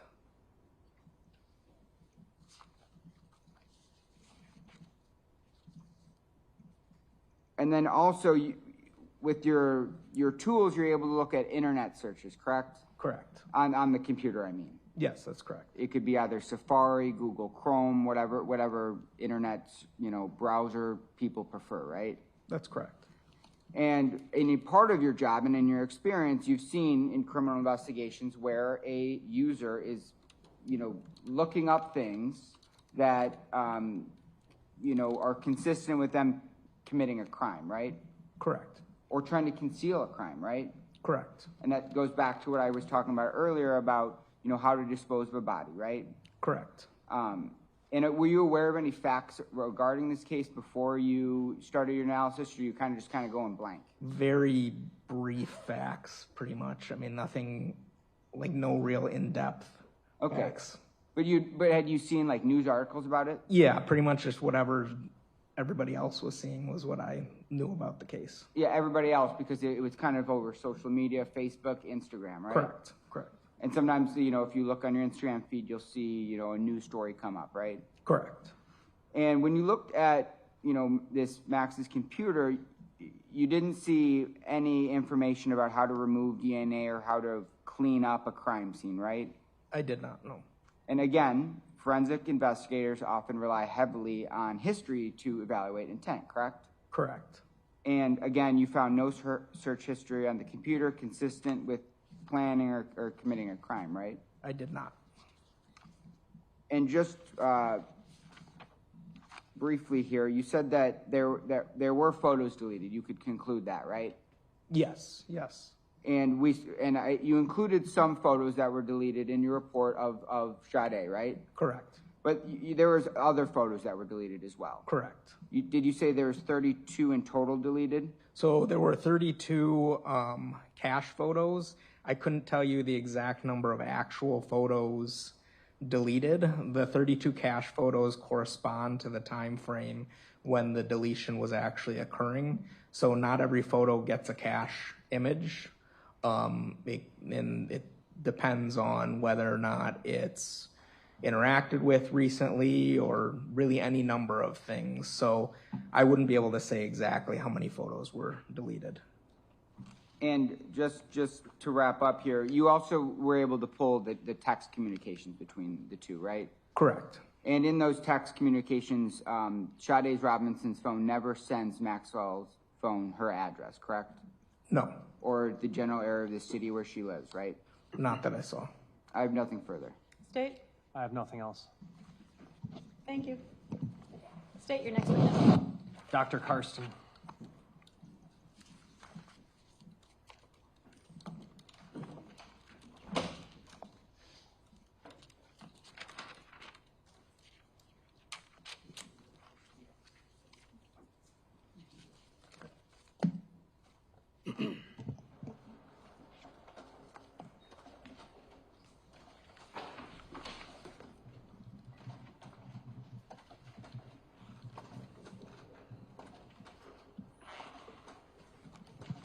Do you solemnly swear that the testimony you give in this matter will be the truth, the whole truth, and nothing but the truth, so help you God? I do. Please be seated. State and spell your name for the record. My name's Dr. Jordan Karsten. It's JordanKarsten. How are you employed? I'm a professor of anthropology at the University of Wisconsin-Oshkosh, and I'm also a professional consultant for the Wisconsin State Crime Lab through the Wisconsin Department of Justice. What do you teach at UW-Oshkosh? I'm a biological anthropologist, so primarily my work is focused on the human skeleton. So I teach classes in human skeletal anatomy, teach classes in forensic anthropology, biological anthropology, genetics, sometimes archaeology, depending on what's needed. Could you just briefly summarize sort of your background in training and education? Yeah, so in terms of education, I got 2 bachelor's degrees from Grand Valley State University in Michigan. One was a bachelor's of science in anthropology. The other was a bachelor's of science in health sciences. And then I got a master's from the State University of New York in Albany and a PhD in, my master's was in anthropology and my PhD is also in anthropology from the State University of New York in Albany. How long have you been an anthropologist? I might have missed it. How long? I graduated college in 2009 and I graduated my PhD in 2014. And I've been a professor at UW-Oshkosh since then in 2014, so I've been in the state for 11 years. Were you contacted on or about April 3rd of 2024 by the Milwaukee County Medical Examiner's Office regarding a leg that had been recovered? I was. What was the nature of that contact? Why were they contacting you? I was contacted by Charles Rohr, Dr. Charles Rohr, who is a forensic pathology fellow at the Milwaukee County Medical Examiner's Office. He told me that a human leg had washed up on the shore at Warnemont Park in Cudahy, and that he was interested in having me examine part of the skeletal remains to look at if the individual was dismembered, how that might have happened, and look to see if there were any tool marks present on the bone. So what was requested of you was an examination originally just of the leg for a tool marks That's analysis? correct. Okay. and as well as just a general examination of the trauma to the skeletal remains to see if you could figure out what happened. Correct. Did you, in fact, examine skeletal remains from that leg? I did. And over the course of the next weeks and months, actually, did you also come to examine additional skeletal remains that were recovered related to this case? Yes. Did you subsequently prepare a report to document what you observed and what your findings were? I did. I'm going to show you what's been marked as Exhibit 409. I don't object to this for the record. Okay. And will be received into evidence? All right, 409 is received into evidence. That's your report, Dr. Karsten? It is.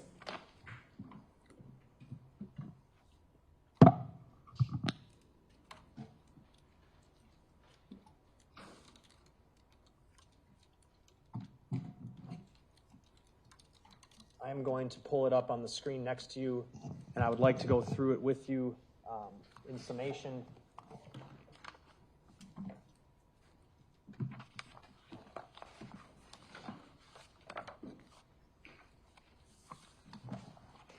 And while I'm pulling this up, can you tell the jury overall what bones did you examine?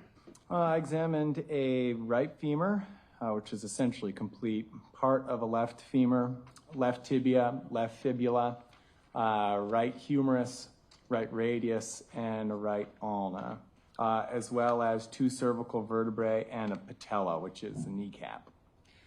And are you able to discuss an overall pattern of what you saw through your analysis of these skeletal remains? Yeah, so overall pattern is the majority of the remains had some type of blunt force trauma, which had fractured the bones. And many of the bones had cut marks, and the cut marks themselves were superficial. They had what I call a V-shaped kerf. The kerf is the incision on bone, and so it was shallow, shaped as a V, and fairly regular walls. And those cut marks were found at locations across different bones, primarily in places where there are areas of muscle attachment and connective tissue attachment. Okay, and did the fact that those cut marks to the bones were in those locations suggest anything to you? It's consistent with the manipulation of soft tissue and dismemberment. Were you able to examine or come to any kind of conclusions as to what kind of blades were used? All I can say is that whatever caused the sharp force trauma, the blade itself had a V shape to it, and it was not serrated. So a serrated knife, like a steak knife, will produce a kerf, an incision in bone that's irregular. And this incision was not irregular. It was kind of uniform. On any of them? For all of them. There was no irregular aspect to the curves. And based on the size of those cut marks and V-shaped markings, are you able to come to any conclusions about the size of the knife used? I can't. When a knife comes into contact with bone, depending on the level of force, how much the knife actually contacts the bone, it can be very small kerf. You can push harder, make the kerf larger. So I can't say anything about the size of the blade. Only thing you can say is whether the shape and then whether it was serrated or non-serrated. In this case, yes. And how is it that you're able to tell whether it's serrated or non-serrated? Serrated blades will create, if you think of a serrated blade like a steak knife, essentially, they'll create a more irregular kerf or cut on the bone. You may have mentioned this, but can you give some examples of some types of non-serrated blades? Sure, like a paring knife would be a good example. You have plenty of blades in kitchens that are non-serrated, simple blades. I mean, you could have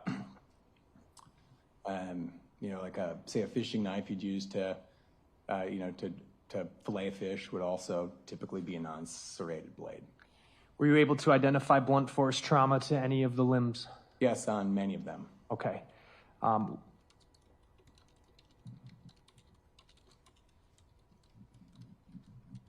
going to go through this, and let's start with, we're going to start with the right femur. If you want to flip to that page or follow along on the screen to your right. Let's talk about what you knew about the right femur, what you discovered. Sure. So For the right femur itself, it has evidence of blunt force trauma. I don't know if we can go forward. Is that possible? So if you go to figure 1, you can see the complete right femur. The black arrow is showing an area that's approximately where there would have been force applied to the femur. If you go down to figure 2.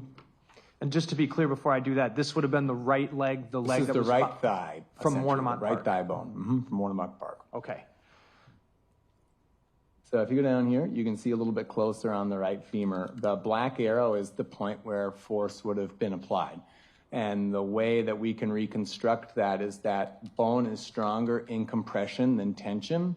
And so when blunt force trauma is applied to a limb, it causes a bone to bend. And in that process, the area that when it bends and goes into tension, that's where a fracture will start. And from the point in tension, the fracture shears over to the compression side. So can I point at this? Yes, I think there's actually a microphone next to you if you can turn that on. Okay. It's on. Does that work? Maybe not. Okay, that works. If you take a look here, you can see that if force was applied here, the bone would have bent, kind of bowed out like this, and then you would have had that area of tension right there where the fracture starts, and it shears over to the other sides. And then what happens is it removes this kind of rhomboidal shaped, or what often gets called lozenge of bone, and so that broke free. And so on the right femur, in this case, we actually have 3 different pieces of bone that result from this fracturing. One that's here that includes the femoral head, which goes into the hip socket of the pelvis, this lozenge shape of bone, and then the larger part, which includes the entire rest of the femur. Would a person be able to apply the force necessary to cause this damage? Yes, depending on the person and the circumstances, I believe, yeah. You believe yes? Okay. Correct. Are you able to comment on the difficulty to cause this fracture? It would be difficult, but it would be possible. I'm going to move to strike that. In the last 2 answers and questions, he's not a use of force expert. I don't think he's been qualified in this topic that we're going into. I can ask him some foundational questions. Okay, lay the foundation. Do you have any expertise in being able to determine what kind of force needs to be used to fracture bones in this fashion? As part of my job with the Department of Justice for the Crime Lab, I will remove pieces of bone for subsequent chemical and genetic analysis. And so, yeah, I'm familiar with what is required to break bone. I would ask then the objection be withdrawn. Okay. All right, so let's pick up where I was left off here. On this part, on this femur bone, were there cut marks? Yes. Is this a good figure for that, or is there a if you could move forward to figure 7. So on figure 7, you can see a close-up of the lozenge shape of bone. And then on the opposite side where the black arrows are, you can see a series of superficial cut marks. These are on an area that's called the linea aspera, and it is an area of muscle and connective tissue attachment. And would the location of those cut marks suggest what soft tissue would have been being cut? There are many, many muscles and aspects of connective tissue that connect there. You couldn't say exactly what. What part of the body is this, I guess? This is on the posterior side of your thigh. So by your hip? Below that. Below your hip, okay. Back of the leg, essentially, back of the upper leg. Let's go to figure 11. How about this one? Yep, figure 11 shows additional cut marks. So the black arrow shows like a roughly kind of horizontally oriented cut mark. In the red circle, there are additional cut marks, superficial cut marks, and then in the black circle, hard to see, but there are additional very faint cut marks. Would the cut marks that you noticed when you examined the bones from the right leg from Warnemont Park, would that have been consistent to have been logically been in an effort to remove soft tissue? Yes, it's in the area that's close to the hip. Okay, the top of the leg. Correct. Are you able to tell whether the blunt force trauma to the bones, like we saw before, occurred before or after the sharp force trauma to the tissues? For these, I cannot say. You are able to conclude that it was the blunt force trauma that caused the fractures? Yes. All right. Anything else about the right femur? Figure 12 shows an additional couple of cut marks. Okay. This is on the front side, anterior side of the femur, in an area that's known as the intertrochanteric line, which is another area of ligamentous and muscle attachment. If you go to figure 13, you'll see even more cut marks. This is on the lateral side of the proximal femur, so the part that's closest to your hip. The black, red, and blue arrows all point to individual cut marks on that figure. And then on figure 14, up on an area that's known as the greater trochanter of the femur, which is another muscle attachment and area of connective tissue attachment, you can see more cut marks, superficial ones with the red arrows, and then with the blue arrow, you can actually see one where the cut mark has kind of peeled back the bone. And so that cut mark must have been delivered in a kind of up, kind of above body to below, so what we call superior to inferior direction. Would it be fair to say that the cut marks you observed were generally concentrated, towards the transection end of the leg? Not just in the, I wouldn't say like in the hip. Okay. It's from kind of the upper third of the leg is where we are finding the cut marks. All right, let's move on to the left tibia. What did you observe about the left tibia? The left tibia has one aspect of blunt force trauma. So if you look at figure 16, you can see the tibia is separated and the tibia is the shin bone. Figure 16, that's the upper part of the tibia, so that kind of plateau area is what makes up your knee. And then if you go down to figures 18, you can see on the left, that's the upper part of the tibia. In the middle and removed, that's this lozenge shape of kind of rhomboidal shaped bone that gets removed during bending fractures caused by blunt force trauma. And then on the right is a shaft of the tibia. And then if you go to figure 19, you can see without that lozenge shape how it goes back together. And if you go to figure 20, you can see that lozenge shape is replaceable into the break. And so in this case, if you could go back to figure 19 quickly, where that black arrow is, that's where the force would have been applied. So this is on the medial side, so the inner side of the leg, with the force moving from the inner side of the leg to the outer, what we'd say is medial lateral force. And so it broke on the far side away from the arrow. You use the term butterfly fracture here in the description. What is that? Butterfly fracture is a term we just use for these fractures where bending of the bone has that lozenge-shaped breakaway. And so it tends to break away this rhomboidal piece of bone that kind of looks like one wing of a butterfly. Okay.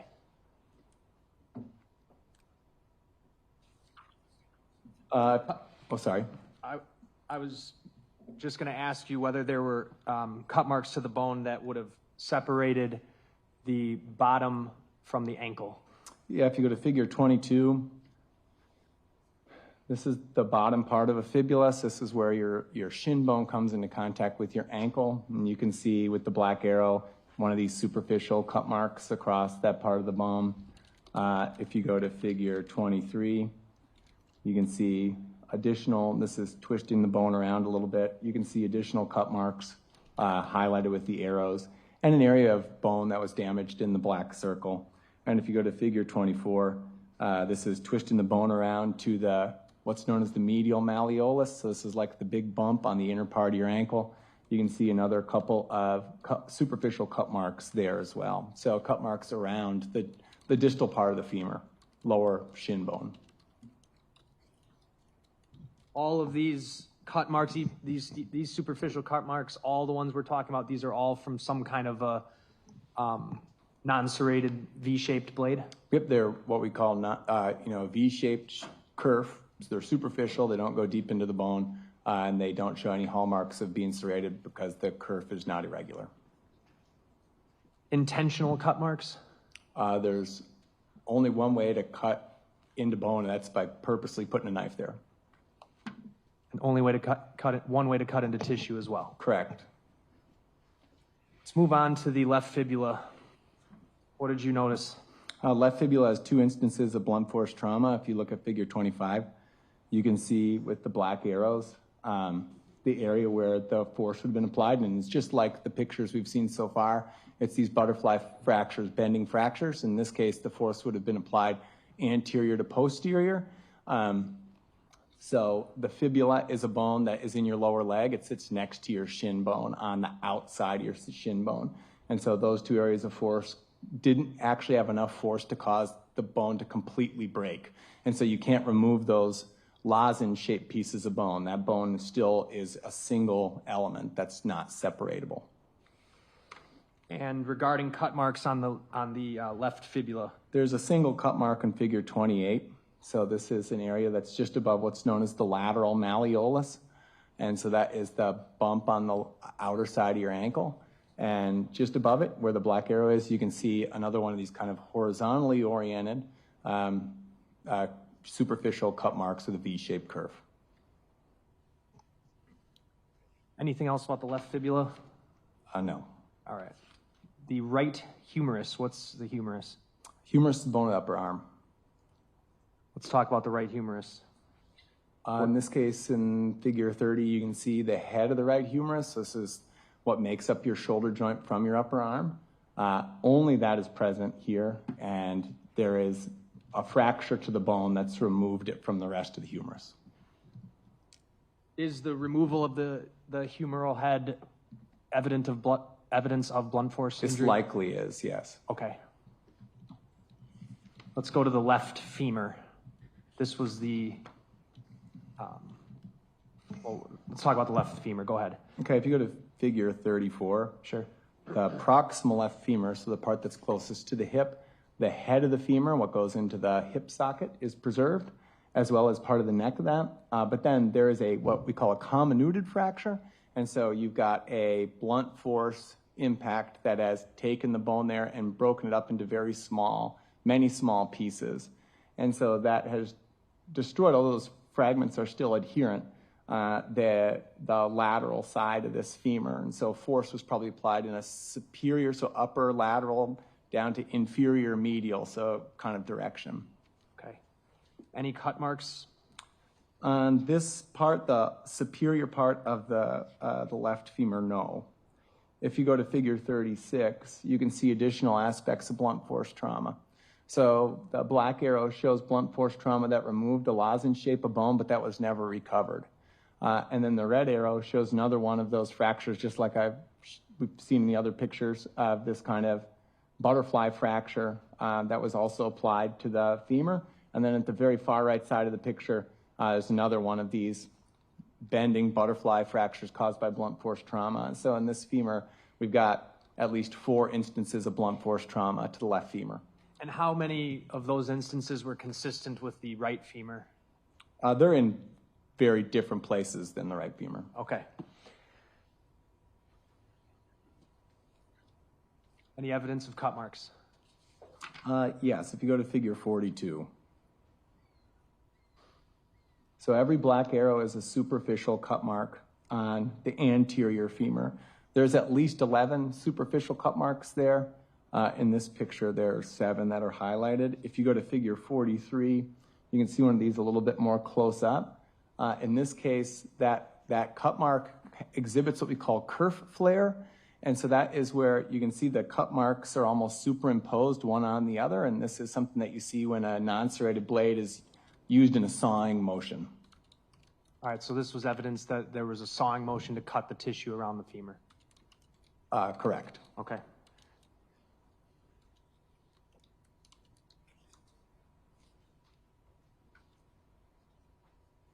All right. In June, much later, you had received bones from the right arm that had washed up in Waukegan, Illinois, correct? Correct. All right. Let's talk about that right arm. What did you notice? If you go to figure 46, in the area with the black circle, you can see cut marks that are on the side of the humerus, the proximal humerus is up towards the shoulder. On the medial side, so the side that's like kind of towards your armpit, there were no cut marks. If you go to figure 48, you can see that on the kind of lateral posterior side, there are additional cut marks highlighted in the black circle. These are kind of difficult to see, so if you go to figure 50, I'll go up actually. Oh, sorry. Yep, there's a close-up picture here of the cut marks on the humerus. And so you can see here several of these V-shaped curved superficial cut marks on the proximal humerus. So this area is known as, this includes the greater and lesser tubercle of the humerus, and these are areas of muscle attachment for the shoulder.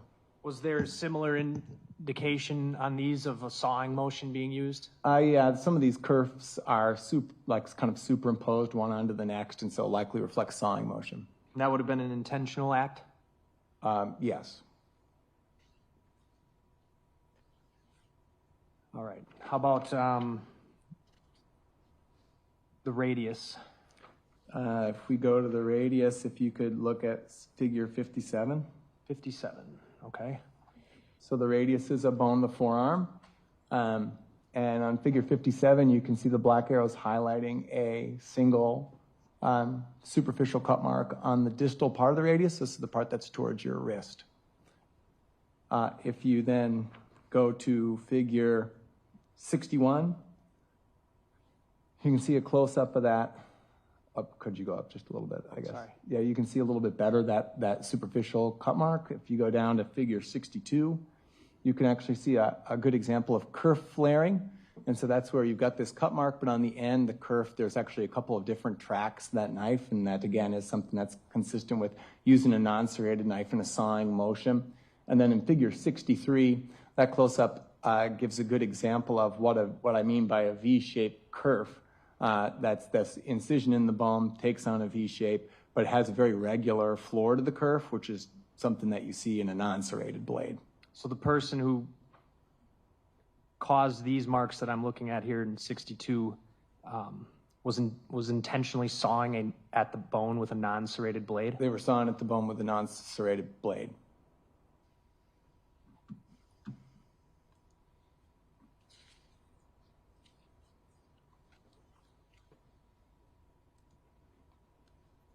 Any cut marks near the elbow? No.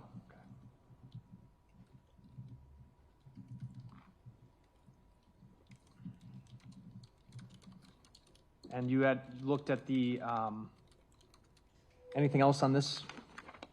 For the ulna? The right arm? Yep, so the ulna is another bone of the forearm, makes it kind of the inner part of the forearm.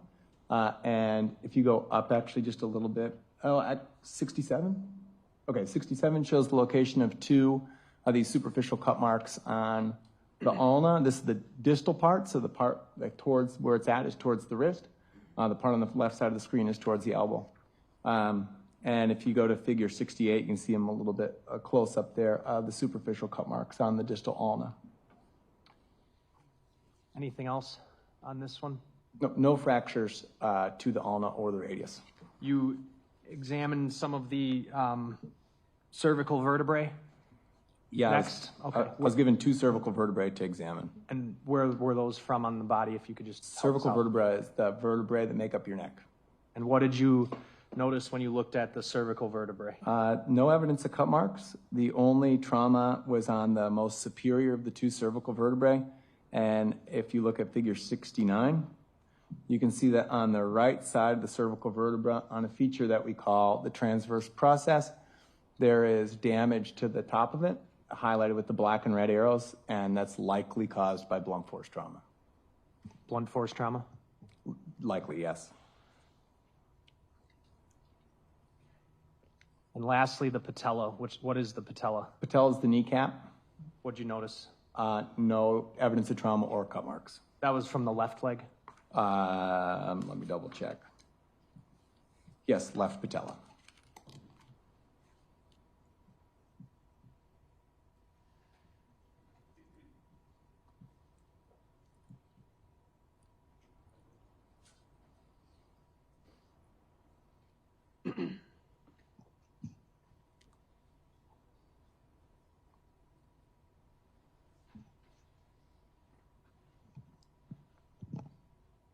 Are you aware, or can you speak on the time frame it would take a person to cause the damage that you analyzed in these figures?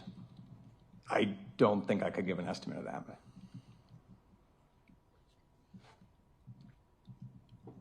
I have nothing else. Cross. What you can give an estimate on is just how difficult it is to remove bones from a human body without the right tools, right? You can take that down, Ian. Okay. I have never, I mean, I've removed bones from each other with tools. Yes. Right. What types of tools? If I was going to separate two bones from each other for the purpose of an examination, I would use a scalpel. To get through soft tissue. Right, to get through soft tissue. Correct. So I thought before you had said you have experience removing bones from a human body, no? I've experienced removing bone from bone, like breaking off a piece of bone for sampling, and separating bones from each other for the purposes of analysis. Okay, so you've taken two bones apart on occasion for your work. Correct. But you've never done an autopsy. Correct, I'm not a pathologist. Okay, and are you able to speak to how much force is required to remove bones from a human body? Yes, I mean, for me, when I do it, I typically use something like a small Dremel tool, and we can use that to remove pieces of bone from the human body, so a small motorized saw. Okay, a small motorized saw. Correct. What do you move small pieces. Okay, and what do you wear when you do that? Protective glasses, protective mouth and nose coverings. Why? I would rather not breathe in bone dust. Okay, bone dust would get on you. If I was using a saw, correct. And if you're removing a bone, if you're cutting through flesh, you could get bodily fluids on you. Correct. Blood. Yes, correct. Other such fluids that would just be within the body, right? Correct. It would be a very messy process to dismember a body. You would agree with that? Depending on the condition of the body, yes. Right. If a body was newly deceased in particular, it would be particularly messy. I don't have experience with that. You have no experience with dismembering, taking body parts off of a newly deceased body? No, anthropologists tend to get involved when there's considerable decomposition or a complete skeletonization. And obviously things become weaker with age, right? Things degrade. Depends on the context of deposition. Well, but you would agree with that proposition, wouldn't you? That bones don't get stronger as they over time. I actually disagree with that. So, if you have a bone that's deposited in like say a soil matrix that has a large mineral content, I have excavated personally bones that are 6,000 years old that are heavier, beefier, and stronger than fresh bone. Got it. Here we're talking about new bones that are not 6,000 years old, sir. Correct. Okay. So these bones, as you understand it, were the bones from somebody who was recently deceased. You understand that, right? Yes, definitely. And that the bones were located out in nature, right? Yes, correct. Not in a special soil matrix. Correct. And they were found in various parts of nature, water, the woods, things like that. That's my understanding, yes. And all I'm asking you is, would you agree with me that as time goes by in those conditions, things will tend to degrade? Yes. Okay. Now, the size of the knife, or if it was a knife, you have no idea if it even was a knife, do you? It's a sharp blade. Right, it could be an axe. It would be very unlikely to be an axe. It could be an axe. To make those kind of cut marks would be very, very unlikely. Well, that's for the cut marks. But for other parts of what you looked at, it could be an axe for other things. For the blunt force trauma, that would definitely be a possibility. Right, where we're seeing the bone itself literally fractured, right? Correct. Because when you're telling the jury about blunt force trauma, you're talking about the one of the exhibits we saw was literally part of the proximal right femur broken off, right? Correct. So you wouldn't rule out an axe on that? No, not at all. Axes can impart blunt force trauma because of their wedge-shaped action. And so if an axe is used and is applied with force to human bone, it doesn't necessarily make a cut. It can result in strictly blunt force trauma. Were you given pictures of items that were recovered from? You understand Mr. Anderson's accused of this crime, right? Do you understand that? Were you given pictures of items that were recovered from Mr. Anderson's home and asked to offer an opinion? Let me finish. About whether these items were used in this dismemberment? Not that I have any recollection of. So no. Correct. No axe given to you to say, was this used? No, never. Or pocket knife or anything else? No.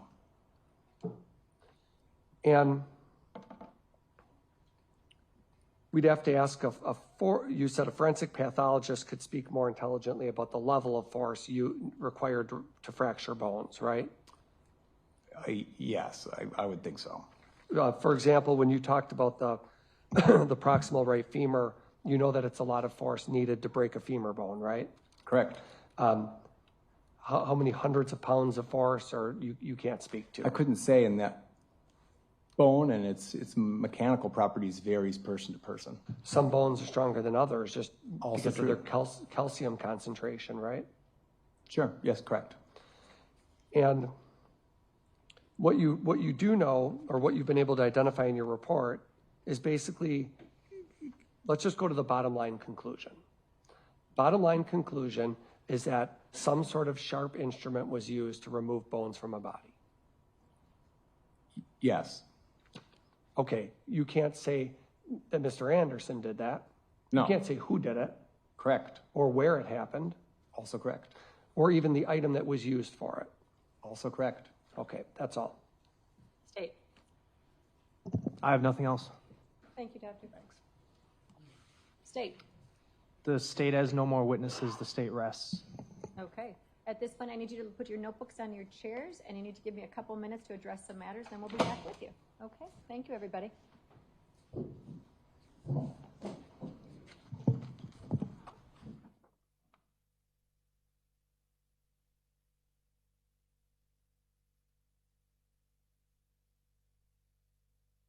All right, so you could hear there that the state has rested its case in the trial of Maxwell Anderson here on day 8. This is the case where Maxwell Anderson is charged with the death and dismemberment of Sade Robinson. We have heard from 62 distinct witnesses, a total of 84 witnesses, several of them called multiple times, and the state is finally finished. It will be the defense's turn next to take over the case and call witnesses however many it chooses. We may be hearing still, I've got the audio up in case the judge now wants to address some things on the record with the parties, which it sounds like she's going to once the jury has vacated the room. And here we go, let's take it back there now. Your Honor, on all charges, but specifically I want to raise a multiplicity challenge to the newly added charge of hiding a corpse. We started with the mutilation of a corpse charge. The state amended the information, of course, before we began. Raising a multiplicity challenge, I think that these are essentially in this context with the same victim, the same body, essentially the same crime or the same elements, if you will, and I think one should be struck. The hiding and the mutilating are two different acts, and so there's not they don't have the same elements. They're two different crimes and require two different criminal acts. Certainly they can overlap, as I think the evidence showed they did here, but those are two different crimes. So that would be my response to that. Just a moment.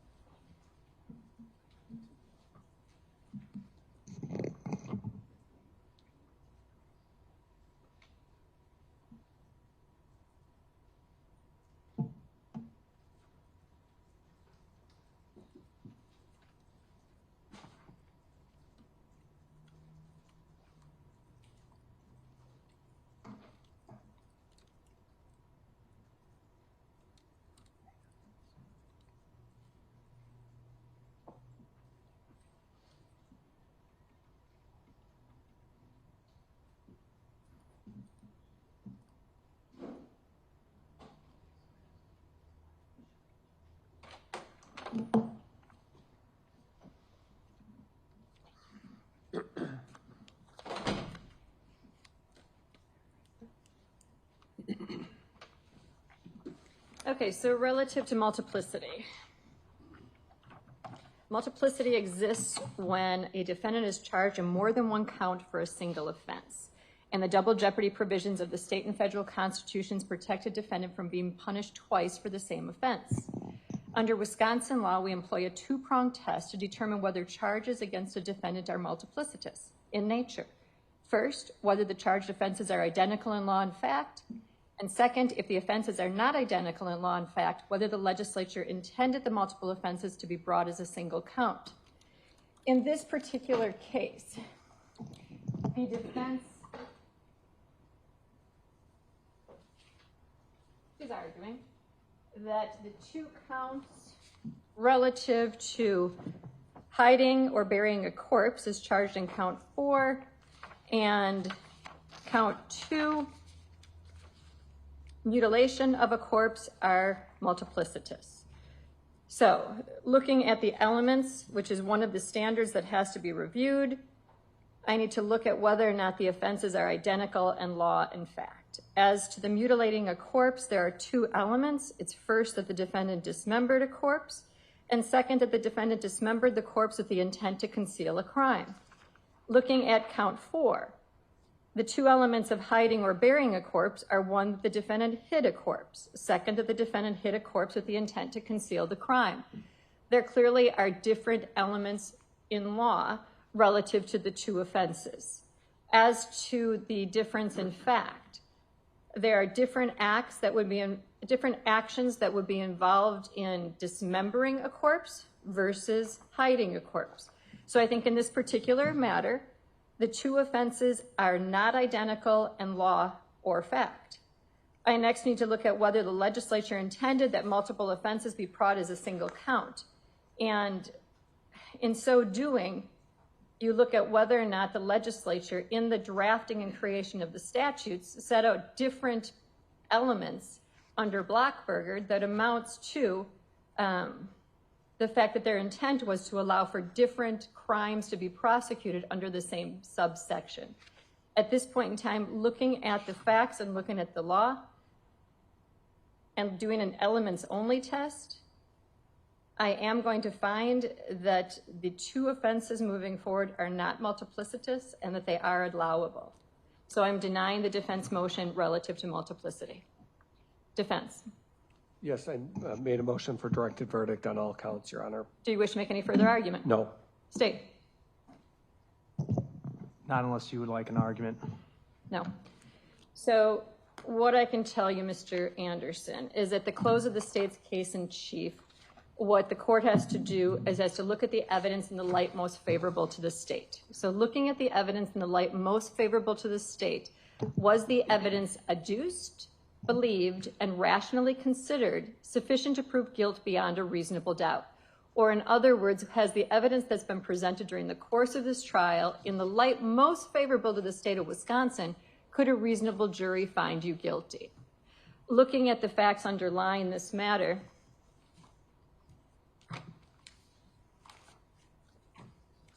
the evidence that's been presented during the course of this trial, to some extent, would be that on April 1st, you were at the Twisted Fisherman with Sade Robinson, that you arrived at 5:09, that she arrived at 5:20, that you both left the premises at a 6:24, that you then proceeded to Duke's on Water, arriving at 6:35, leaving the establishment at 9:04 p.m., that you proceeded to Anderson's home, 3161 South 39th Street, and arrived approximately 9:20 p.m.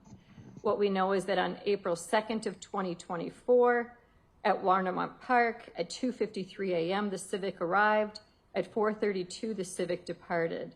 We know that on that same day, the leg of the victim was found. What we also know is that we watched a number of videos that tracked the progress of the vehicle, the Civic, around different aspects of Milwaukee. The videos at no point showed the driver or whether the driver was the sole occupant in the vehicle.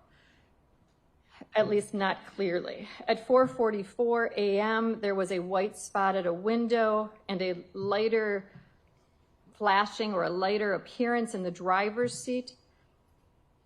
Whether the white spot was a white hand or the white shadowing was a white person in the driver's seat, or whether that was a glove, that's going to be left to the weigher of credibility. At 7:30 a.m., we know that the Civic was set on fire behind the abandoned building. We know that the seat was in a position that fit a person who's 6'1". We know that your measurements are that on the time this happened, you were 6'1" and a weight was approximately 180 pounds. We heard the testimony that the value of the Civic was approximately $20,000. And based on the videos that were presented, a reasonable jury could conclude that that was you, that was in an approximate distance from the burning vehicle, that you left the area of the burning vehicle shortly after it appears it was set on fire, that you traversed and entered a bus at 8:07 a.m., that you exited the bus at 8:34 a.m., that you were arrested on April 4th, and during the course of the arrest, you were visibly shaking. On April 4th, 5th, and 16th, search warrants were executed at your home. At Galena Park on April 5th, there were parts of the victim that were recovered in the form of different pieces of flesh as well as a left foot. There was blanket found, small flesh, bone, and large piece of human leg on the 6th, and there were ball joints with ligaments recovered on the 7th. From the testimony that was adduced during the course of this hearing, I don't think those bloody gloves that were found on April 9th had anything to do with anything. And we know that the torso with the arm were recovered on Marina Road on the 18th. We heard the testimony from the medical examiner that the death was homicide by unspecified means. And we heard the Life 360 and phone information and tracking information, which reflect that the phone of Sade remained at your house until 9:24 p.m., that the phone ultimately thereafter was not stationary, that it went down Capitol to the Mitchell Parkway to Warnemont Park, remained static at Warnemont from 2:40 to 4:33. It was in Warnemont Park, I believe, from 3 to 4:30 a.m. The last communication with the phone was on East Howard when the battery died. We know that Sade was reported missing on April 2nd, that you were the last person in communication or in presence publicly with her, that the videos of your home were poor quality. The testimony by Detective Rachel Smith was noteworthy. She indicated that she spent hundreds of hours viewing this video of your house and watching those hundreds of videos, and she basically saw the arrival at 9:20 p.m. and that the Civic departed on April 2nd at 12:47 a.m. She went through all of the testimony relative to the timing, about the gate opening, the outdoor movement and gate not opening, the silhouette exiting the gate the same size as the fence at 11:25, the light going out at 11:27, 11:42 a person goes into the premises, the motion light goes on for human movement with a person the size of the fence at 11:56. At 11:58, we have human movement at the back gate area. At 12:12, we have the gate closing again. 12:42, we have human movement inside the premises. And ultimately at 12:47 and 20 seconds, we have the Civic leaving the house. We also have the fact that on the bus video, you returned to your residence at 8:42 a.m. wearing the green hooded sweatshirt and dressed differently. We have the fact that you went to the dugout on the following day for work. Noteworthy, we have the photos that were recovered from your home. It's noteworthy that the photos of Sade reflected her buttocks and her underwear pulled down, as if the underwear were pulled down with the pants and that it rolled over the pants, which is pretty much just how they were found in the trunk of the vehicle that was set on fire, that you were found walking away from. We also have the fact that there's a photo of a white hand grabbing her right breast and the right breast is the breast that was dismembered from her body on the torso that was recovered. We also have the fact that there was the photo of bleach and what not to combine with bleach, which I think a reasonable inference could be that someone on your phone was looking for information relative to how to clean up something or a crime scene. So looking at all of these factors together, it's a circumstantial case, but as we know, according to our jury instructions, circumstantial evidence may be found to be stronger than direct evidence. And at this point in time, I am going to find that a jury acting reasonably could convict you on all charges as posed. So I'm going to deny the defense motion, and what that means is I'm going to allow this matter to proceed to the jury. They have a different balancing than I have. So at this point, my view is, in the light most favorable to the state, do they have the means to convict? A jury at the conclusion of the case, their job is to determine whether or not the state has proven each and every element beyond a reasonable doubt. So I deny the defense motion. Have you spoken to your client, or do you need a moment to speak to him? No, I've, 1 minute, please. Okay, I've spoken to him. Okay. Have you spoken with your client relative, well, let me ask you this. Do you intend to present any witnesses other than the defendant? Defense rests. Okay. So, Mr. Anderson, have you discussed with your attorney your constitutional right to testify as well as your constitutional right not to testify? Yes, Your Honor. And has your attorney answered all your questions? He has, Your Honor. And you understand that in a criminal case, you do not need to prove your innocence, but the state must prove your guilt beyond a reasonable doubt. Understood? Yes. And you understand that if you choose to testify, you would be subject to cross-examination by these prosecutors. I understand. And you understand if you choose not to testify, that cannot be commented on by anyone. That cannot be used against you. Understood? Yes. And have you had enough time to discuss this decision to testify or not to testify with your lawyer? Yes, Your Honor, I have. Have your attorneys provided you with their professional opinion? They have. Has anyone, including your lawyers, made any promises to you or offered you anything to arrive at this decision? No, Your Honor. Has anyone, including your lawyers, threatened you or coerced you in any way to arrive at this decision? No. Do you believe you're making this decision freely and voluntarily? Yes. Do you have any questions for me about this decision? No. Do you believe you're doing this with full understanding? Yes. Have you used any drugs or alcohol in the past 24 hours? No. Are you taking any medication that would affect your understanding of these proceedings today? No. After thinking through everything we just talked about just now, is it still your decision not to testify? That is my decision. Attorney Cotton, have you discussed with your client his constitutional right as well as his right to testify as well as his constitutional right not to testify? Yes, just to be clear, it's been a subject of course discussion throughout this case, including the last 2 nights after trial. We've had jail visits to discuss that. Mr. Findling and I have both discussed it with him. And are you satisfied he understands what his rights entail? He does. And have you advised him of your professional opinion? Yes. And are you aware of anyone making any threats or promises, using any force or coercion towards him in respect to this decision? No, I'm not aware of any such threats. Are you so satisfied that he's making his decision freely, voluntarily, knowingly, and with full understanding? Yes. I am as well. I, in fact, find that the defendant is waiving his right to testify, and he's doing so freely, voluntarily, knowingly, and with full understanding. Let's proceed at this point in time to do a conference relative to jury instructions and verdicts. I've printed off new verdicts for you.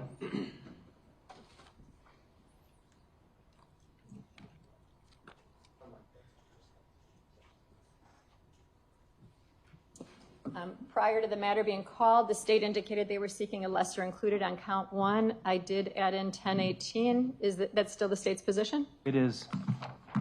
Defense, did you wish to be heard on that? Yes. Give me 1 minute, please. Okay. It's a new development.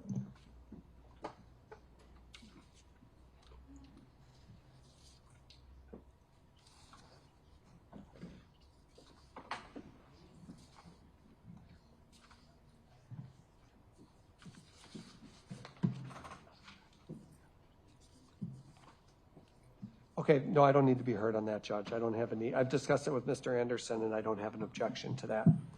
It's basically what I need to look at is whether or not a jury acting reasonably based on the evidence presented during the course of the trial could come to a reasonable decision on a lesser included.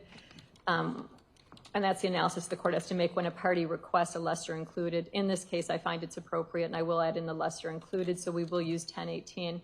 So my intention relative to the instructions would be 100 opening instruction, 115, 1 defendant, 4 counts. Count 1, 1018, first degree intentional, followed by first degree reckless. Then moving on to 1193, mutilating a corpse. 1408, arson of property other than a building. 1194, hiding or burying a corpse. Then proceeding on to evidence defined, 103.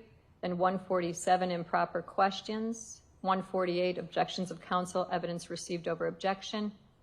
I don't think I ever struck any testimony. Did I? I think It was asked, but then I think you withdrew. Yeah, I don't recall any testimony being stricken. Attorney Cotton?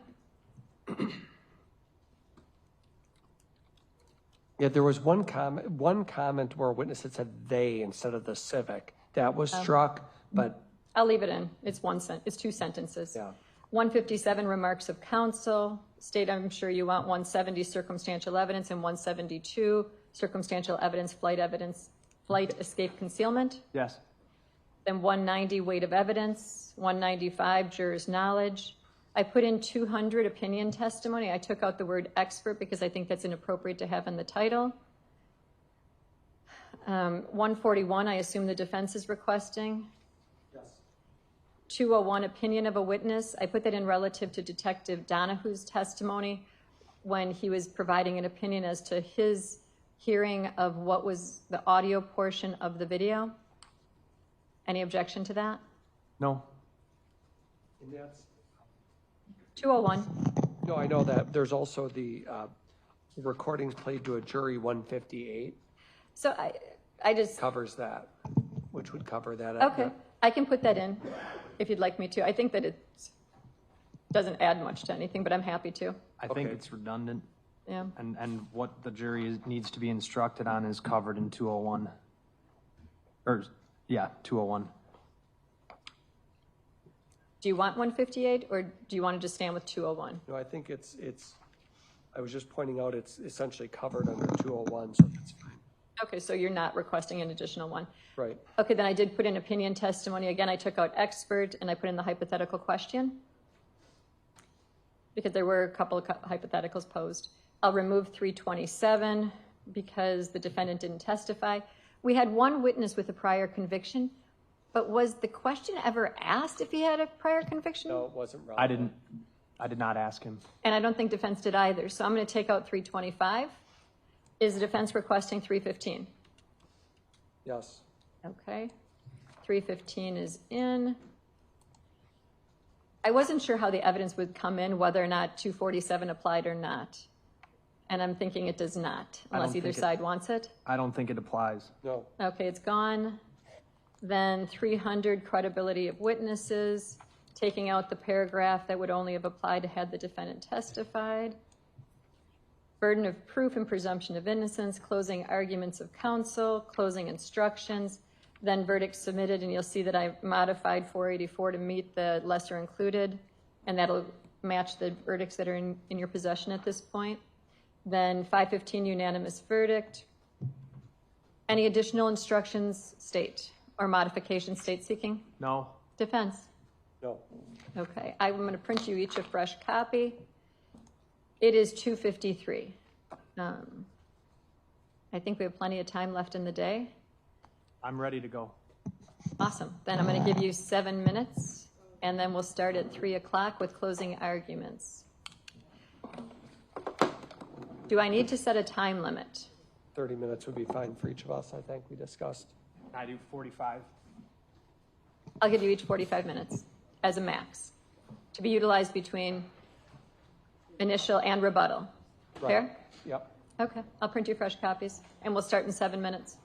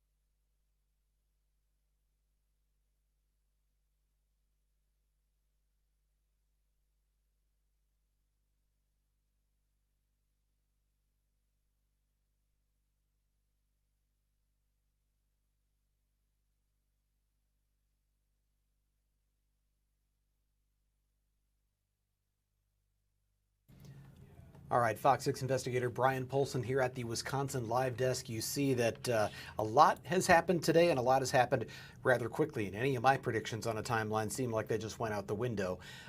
The state did have its last witness appear this afternoon, and that was an anthropologist from UW-Oshkosh who also does work for the Wisconsin Department of Justice. He talked about what he observed in terms of the bones and how Sade Robinson and her body may have been dismembered. He talked about blunt force trauma being used to crush many of the bones, and that it appeared there had been knife marks from a non-serrated knife used to cut through the flesh, which was at times cutting into those bones. That was the last state witness. The state rested.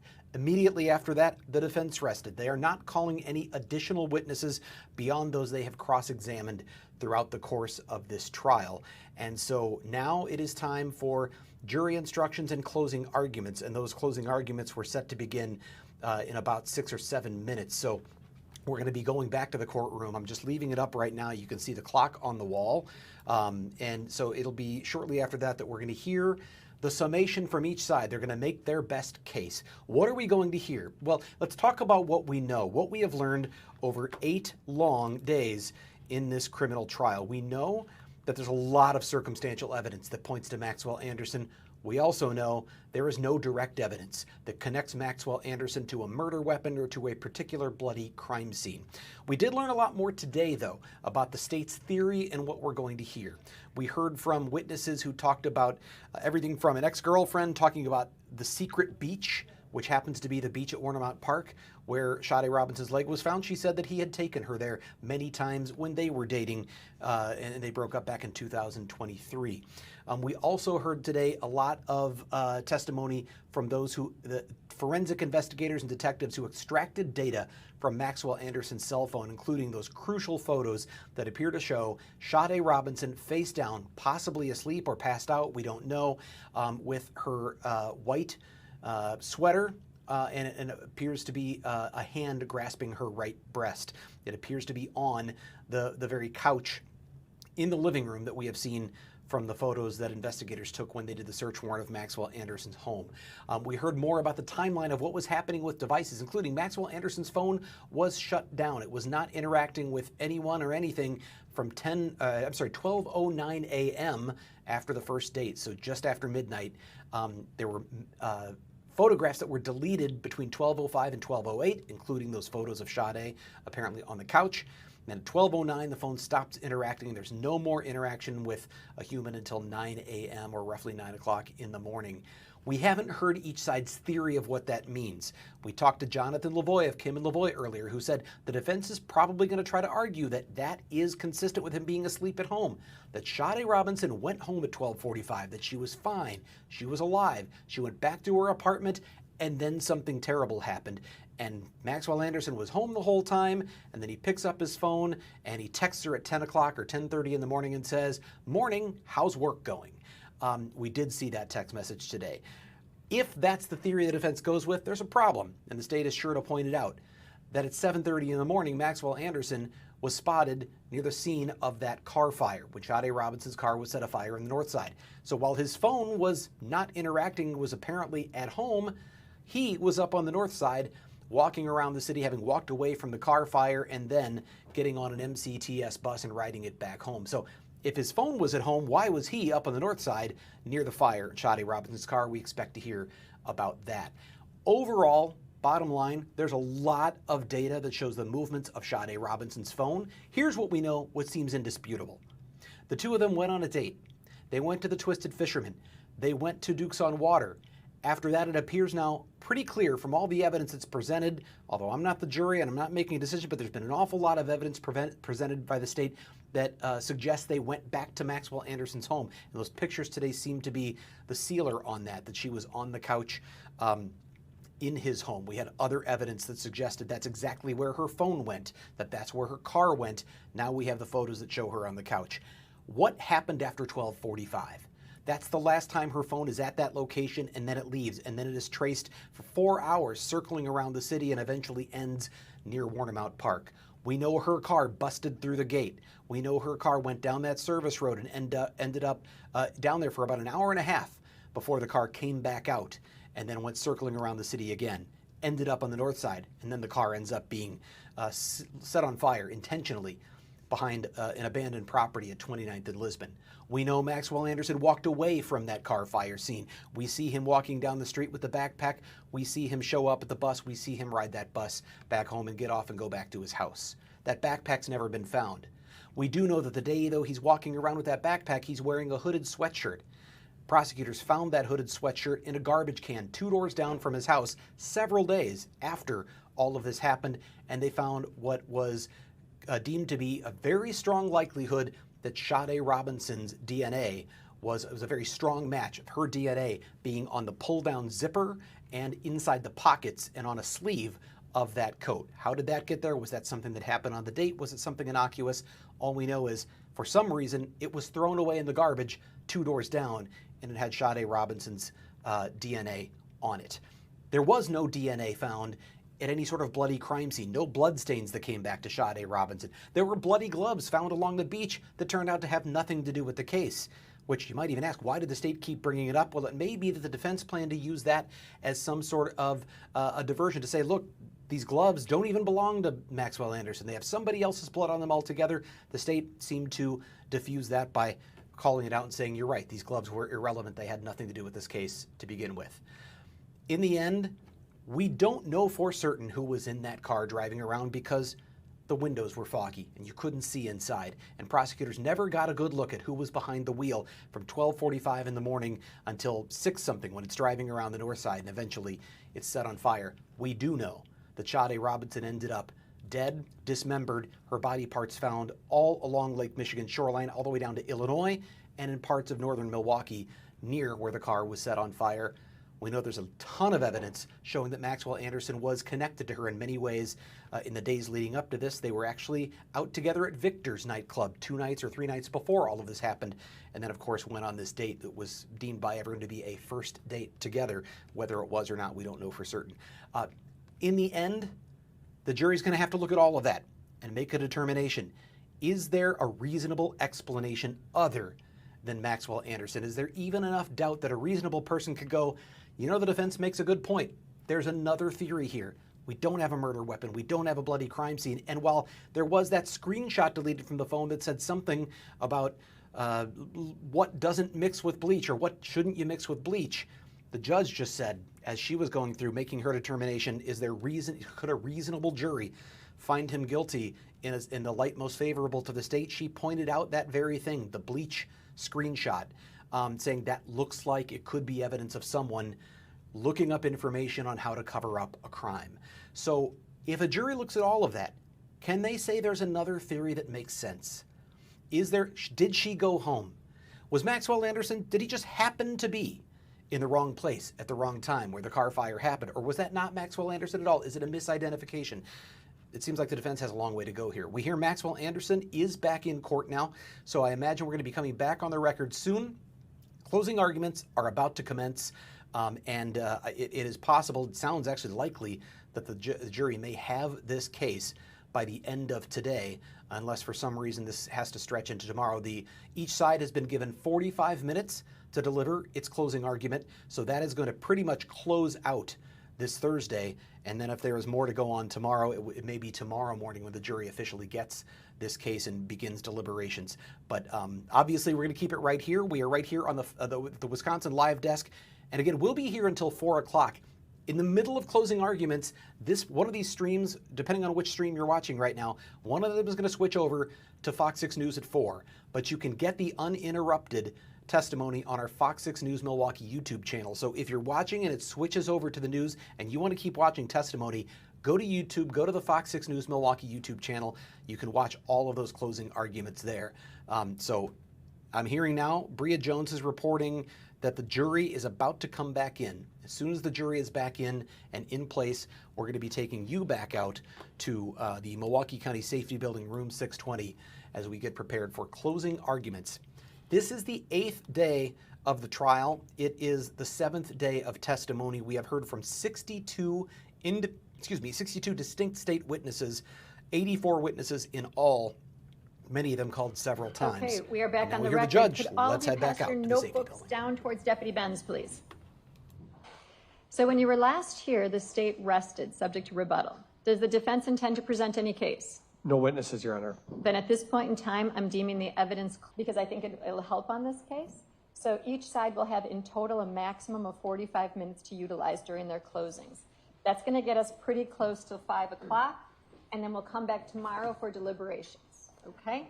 So, members of the jury, I will now instruct you upon the principles of law, which you are to follow in considering the evidence and in reaching your verdicts. It is your duty to follow all of these instructions. Regardless of any opinion that you might have about what the law is or ought to be, you must base your verdict on the law that I give to you in these instructions. Apply the law to the facts in this case, which have been properly proven by the evidence. Consider only the evidence received during this trial and the law that I give to you in coming to your conclusions and your verdict in this case. If any member of this jury has an impression of my opinion as to whether the defendant is guilty or not guilty, you should disregard that impression entirely and decide the issues of fact solely as you view the evidence. You, the jury, are the sole judges of the facts, and I am the judge of the law only. Now, the first count of the information in this case charges that Maxwell Anderson, on or about Tuesday, April 2nd of 2024, in Milwaukee County, did cause the death of Sade Robinson, another human being, with the intent to kill that person, contrary to Wisconsin statutes. To this charge, the defendant has entered a plea of not guilty, which means the state must prove every element of the offense charged beyond a reasonable doubt. The defendant in this case is charged with first-degree intentional homicide, and you must first consider whether the defendant is guilty of that offense. If you're not satisfied that the defendant is guilty of first-degree intentional homicide, you must consider whether the defendant is guilty of first-degree reckless homicide, which is a less serious degree of criminal homicide. Now, the crime referred to as first-degree intentional and first-degree reckless homicide are different types of homicide. Homicide is the taking of the life of another human being. The degree of homicide is defined by the law, depends on the facts and circumstances of each particular case. Both intentional and reckless homicide require that the defendant cause the death of the victim. First-degree intentional homicide requires the state to prove that the defendant acted with the intent to kill. First-degree reckless homicide requires that the defendant acted recklessly under circumstances which showed utter disregard for human life. It is for you to decide of what type of homicide the defendant is guilty, if guilty at all, according to the instructions which define the two offenses. Now, first-degree intentional homicide is defined in 940.01 of our criminal code and is committed by one who causes the death of another human being with the intent to kill that person or another. Before you may find the defendant guilty of first-degree intentional homicide, the state must prove by evidence which satisfies you beyond a reasonable doubt that the following two elements were present. One, that the defendant caused the death of Sade Robinson. Cause means that the defendant's act was a substantial factor in producing the death. Two, that the defendant acted with the intent to kill Sade Robinson. Intent to kill means that the defendant had the mental purpose to take the life of another human being or was aware that his conduct was practically certain to cause the death of another human being. While the law requires that the defendant acted with the intent to kill, it does not require that the intent exists for any particular length of time before the act is committed. The act need not be brooded over, considered, or reflected upon for a week, a day, an hour, or even for a minute. There need not be any appreciable time between the formation of the intent and the act. The intent to kill may be formed at any time before the act, including the instant before the act, and must continue to exist at the time of the act. You cannot look into a person's mind to find intent. Intent to kill must be found, if found at all, from the defendant's acts, words, and statements, if any, and from all of the facts and circumstances in this case bearing upon intent. Intent should not be confused with motive. While proof of intent is necessary to a conviction, proof of motive is not. Motive refers to a person's reason for doing something.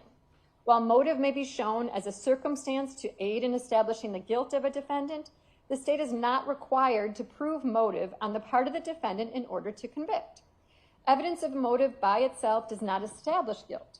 You should give it the weight you believe it deserves under all of the circumstances.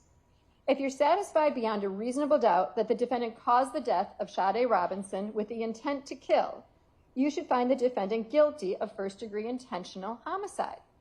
If you're not so satisfied, you must find the defendant not guilty of first-degree intentional homicide, and you should consider whether the defendant is guilty of first-degree reckless homicide in violation of statutory section 940.02 sub 1, which is a lesser included offense of first-degree intentional homicide. You should make every reasonable effort to agree unanimously on the charge of first-degree intentional homicide before considering the offense of first-degree reckless homicide. However, if after full and complete consideration of the evidence, you conclude that further deliberation would not result in unanimous agreement on the charge of first-degree intentional homicide, you should consider whether the defendant is guilty of first-degree reckless homicide. Now, as I already stated, first-degree reckless homicide is defined in 940.02 sub 1 of our criminal code and is committed by one who recklessly causes the death of another human being under circumstances that show utter disregard for human life. Before you may find the defendant guilty of first-degree reckless homicide, the state must prove by evidence which satisfies you beyond a reasonable doubt that the following three elements were present. One, that the defendant caused the death of Sade Robinson. Cause means the defendant's act was a substantial factor in producing the death. Two, that the defendant caused the death by criminally reckless conduct.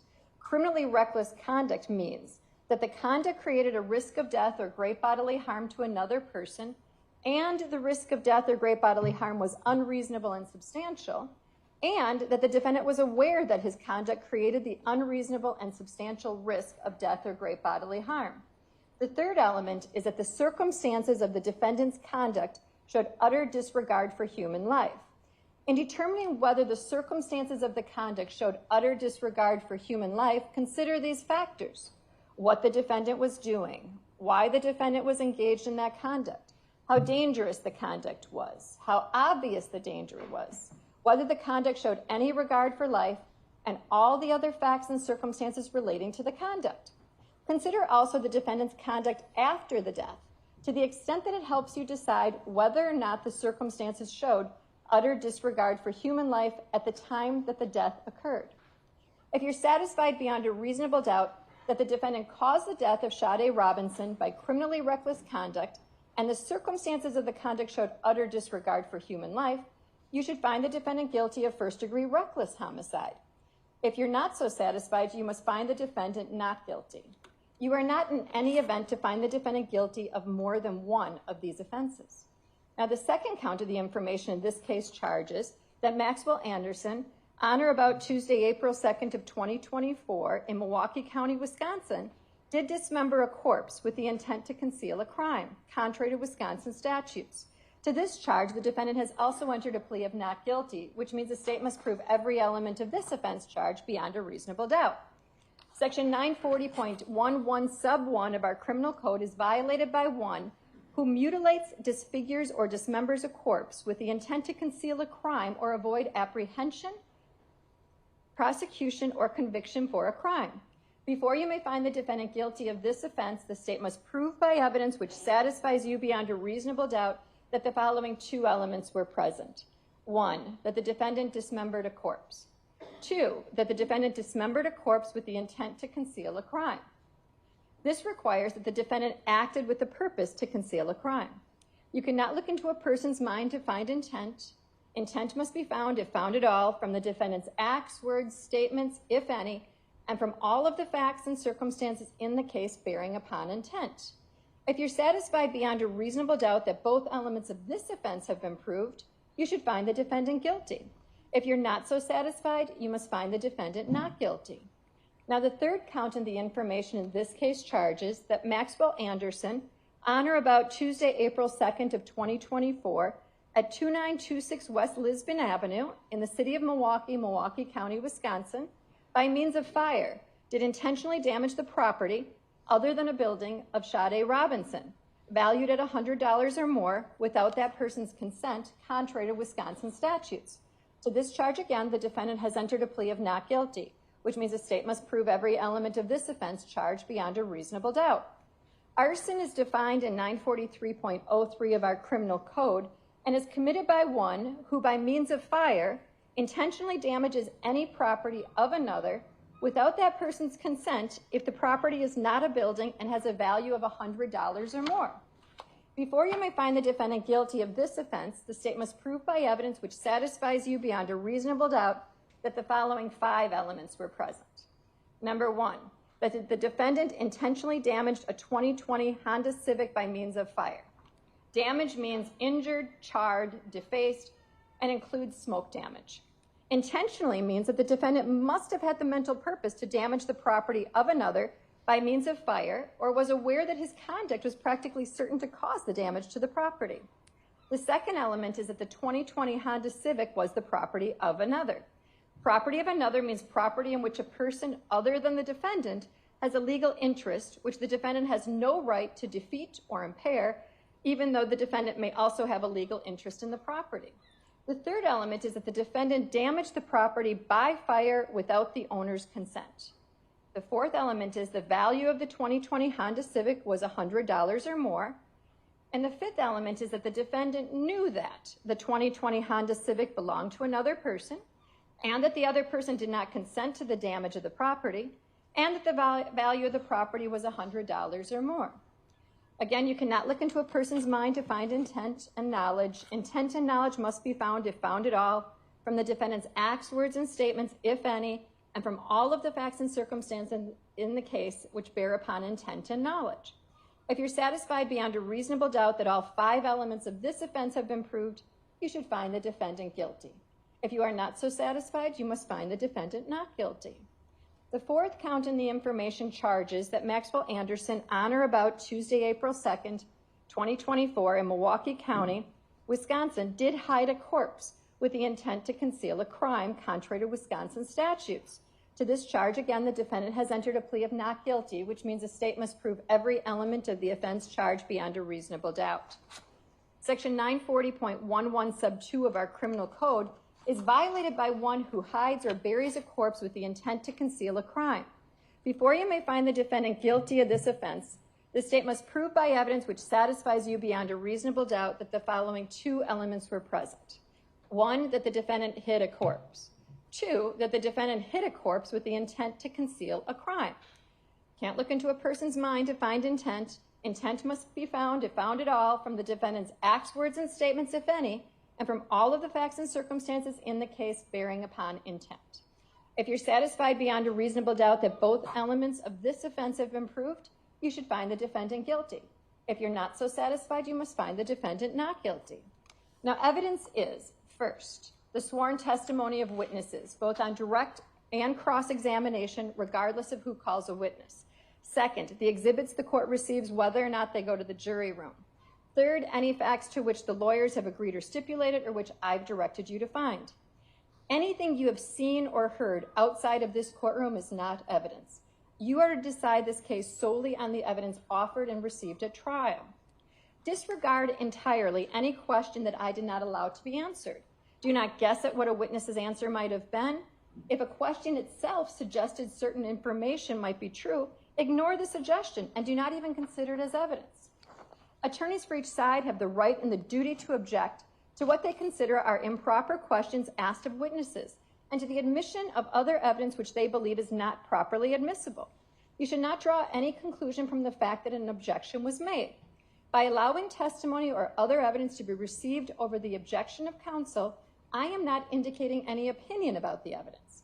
You jurors are the judges of the credibility of the witnesses and of the weight of the evidence. During the trial, I have ordered certain testimony to be stricken. Disregard all stricken testimony. Remarks of the attorneys are not evidence. If a remark suggested certain facts not in evidence, disregard the suggestion. It is not necessary that every fact be proved directly by a witness or an exhibit. A fact may be proved indirectly by circumstantial evidence. Circumstantial evidence is evidence from which a jury may logically find other facts according to common knowledge and experience. Circumstantial evidence is not necessarily better or worse than direct evidence. Either type of evidence can prove a fact. Whether evidence is direct or circumstantial, it must satisfy you beyond a reasonable doubt that the defendant committed the offense before you may find the defendant guilty. Evidence has been presented relating to the defendant's conduct after an alleged crime was committed. Whether the evidence shows consciousness of guilt and whether consciousness of guilt shows actual guilt are matters exclusively for you to decide. The weight of evidence does not depend on the number of witnesses on each side. You may find that the testimony of one witness is entitled to greater weight than that of another witness or even of several other witnesses. In weighing the evidence, you may take into account matters of your common knowledge and your observations and experiences in the affairs of life. Ordinarily, a witness may only testify about facts. However, a witness with specialized knowledge in a particular field may give an opinion in that field. In determining the weight to give to this opinion, you should consider the qualifications and credibility of the witness, the facts upon which an opinion is based, and the reasons given for the opinion. Opinion evidence was received to help you reach a conclusion. However, you are not bound by any witness's opinion. The identification of the defendant is an issue in this case, and you should give it your careful attention. You should consider the reliability of any identification made by a witness, whether made in or out of court. You should consider the credibility of a witness making an identification of the defendant in the same way you consider credibility of any other witness. Identification evidence involves an expression of belief or impression by a witness. Its value depends on the opportunity the witness had to observe the offender at the time of the offense and later to make a reliable identification. Consider a witness's opportunity for observation, how long the observation lasted, how close a witness was, the lighting, the mental state of the witness at the time, the physical ability of the witness to see and hear events, and any other circumstances of the observation. We should also consider the period of time which elapses between a witness's observation and the identification of the defendant, and any intervening events which may have affected or influenced the identification. In evaluating the identification evidence, you are to consider those factors which might affect human perception and memory, and all the influences and circumstances relating to the identification. Then give the evidence the weight you believe it should receive. If you find that the crime alleged was committed, before you may find the defendant guilty, you must be satisfied beyond a reasonable doubt that the defendant is the person who committed the crime. Ordinarily, a witness may testify only about facts. However, in this case, Detective Casey Donahue was allowed to give an opinion as to what he heard on a video-audio recording. In determining the weight you give to this opinion, you should consider the witness's opportunity to observe what happened and the extent to which the opinion is based on that observation.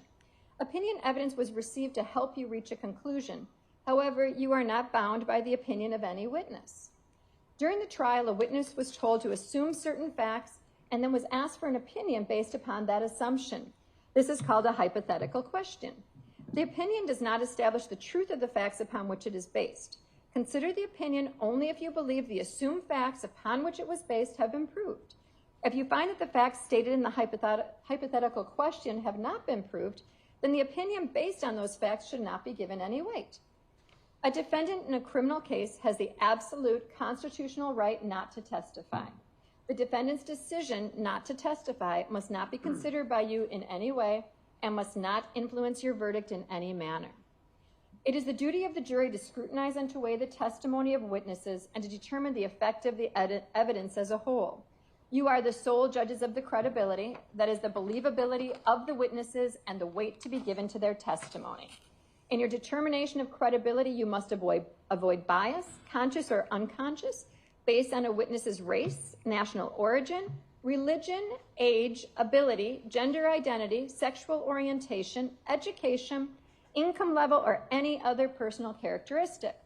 In determining the credibility of each witness and the weight you give to the testimony of each witness, consider these factors: whether the witness has an interest or lack of interest in the result of the trial, the witness's conduct, appearance, and demeanor on the witness stand, the clearness or the lack of clearness of the witness's recollection, the opportunity the witness had for observing and for knowing the matters the witness testified about, the reasonableness of the witness's testimony, the apparent intelligence of the witness, bias or prejudice, if any has been shown, possible motives for falsifying testimony, and all other facts and circumstances during the trial which tend either to support or to discredit the testimony.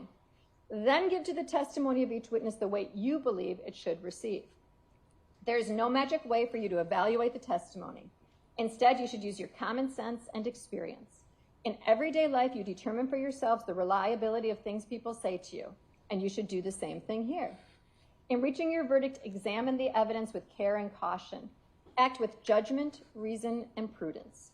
Defendants are not required to prove their innocence. The law presumes every person charged with the commission of an offense to be innocent. This presumption requires a finding of not guilty, unless in your deliberations you find it is overcome by evidence that satisfies you beyond a reasonable doubt that the defendant is guilty. The burden of establishing every fact necessary to constitute guilt is upon the state. Before you can return a verdict of guilty,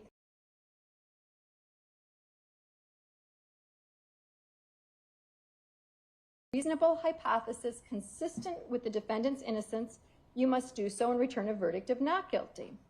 The term reasonable doubt means a doubt based upon reason and common sense. It is a doubt for which a reason can be given, arising from a fair and rational consideration of the evidence or lack of evidence. It means such a doubt as would cause a person of ordinary prudence to pause or hesitate when called upon to act in the most important affairs in life. A reasonable doubt is not a doubt which is based on mere guesswork or speculation. A doubt which arises merely from sympathy or from fear to return a verdict of guilt is not a reasonable doubt. A reasonable doubt is not a doubt such as may be used to escape the responsibility of a decision. While it is your duty to give the defendant the benefit of every reasonable doubt, you are not to search for doubt. You are to search for the truth. Consider carefully the closing arguments of the attorneys, but their arguments and conclusions and opinions are not evidence. Draw your own conclusions from the evidence and decide upon your verdict according to the evidence under the instructions that I have given to you. State, are you prepared to proceed? Yes. Please do so.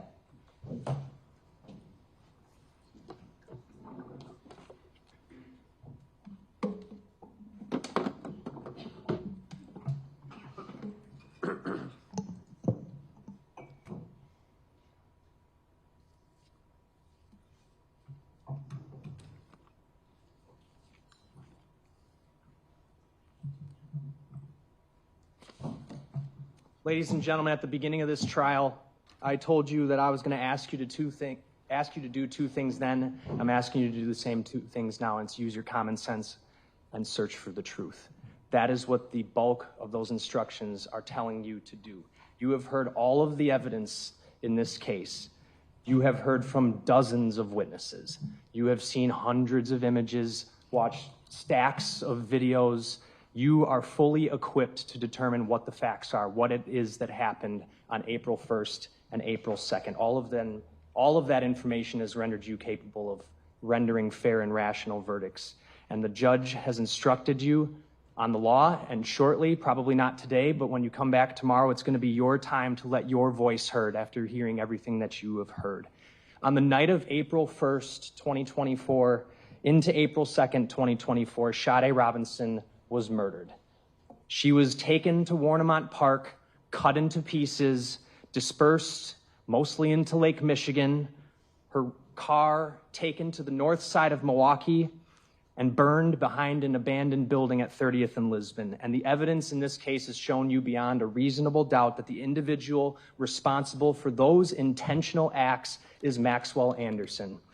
This is my opportunity to summarize the evidence for you, and I'm going to do it in kind of essentially the form of a timeline on the TV screen here.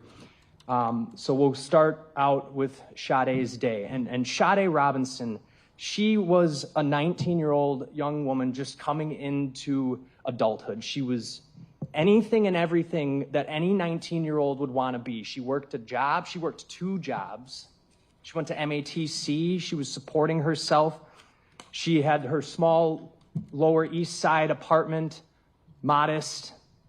And most of all, she was loved and respected by her family. She was fun, social, and clearly anybody knew her, cared about her deeply, until she came into contact with 33-year-old Maxwell Anderson. At 9 a.m., April 1st, Sade left her apartment at 1858 North Commerce Street. She is wearing the last clothes she would ever wear, that white cable knit top, the black puffy coat, the ripped jeans, and the white shoes. And she went to work at Pizza Shuttle. She arrived at Pizza Shuttle over there on North Farwell Avenue on the Lower East Side around 9:15 a.m., and she worked her shift, just like any other day of her life. Beginning around 4:15 p.m., she began texting with Maxwell Anderson. They had met the previous weekend at Victor's. You saw the video of her going into Victor's and then him walking her out.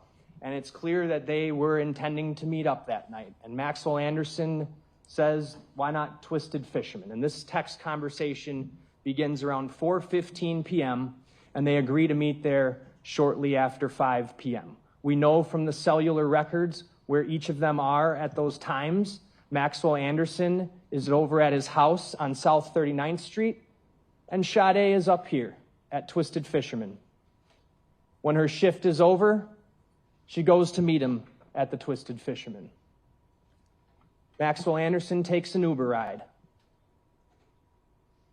Sade leaves work at 5,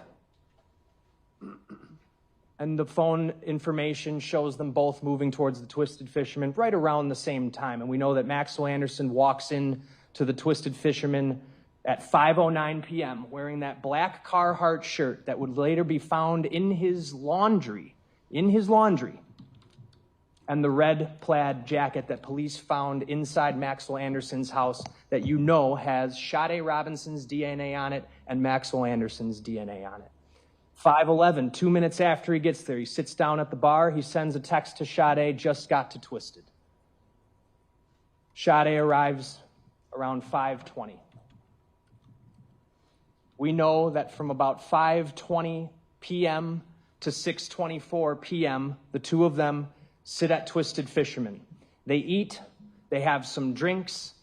They both take shots. In fact, at one point, Sade turns down a shot, but they're just hanging out. And after 6:24 p.m., the two of them leave Twisted Fisherman together. They walk out and they walk together to Sade Robinson's 2020 Honda Civic that she has driven there. Sade drives the two of them from Twisted Fisherman to Dukes on Water. We know they traveled to Dukes on Water between 6:24 p.m., arriving there just around 6:33 p.m., and you saw the video of them parking. Sade, again, driving, Maxwell Anderson riding passenger, just the two of them. They walk into Dukes on Water at 6:36 p.m., consistent with the phone information showing them arrive at Dukes on Water at 6:36 p.m. At 9:03 p.m., actually, I'll go back up. They stay there. They hang out right here. Maxwell Anderson is drinking. He's having multiple drinks. Sade's got a couple drinks. Mr. Anderson takes it upon himself to play a few games of bar dice, and he takes several shots. But at no point at any time when they're at Twisted Fisherman or Dukes on Water is Sade Robinson doing anything that comes close to excessive drinking or anything like that. In fact, when you watch her on these videos, she is totally coherent. She has her wits about her.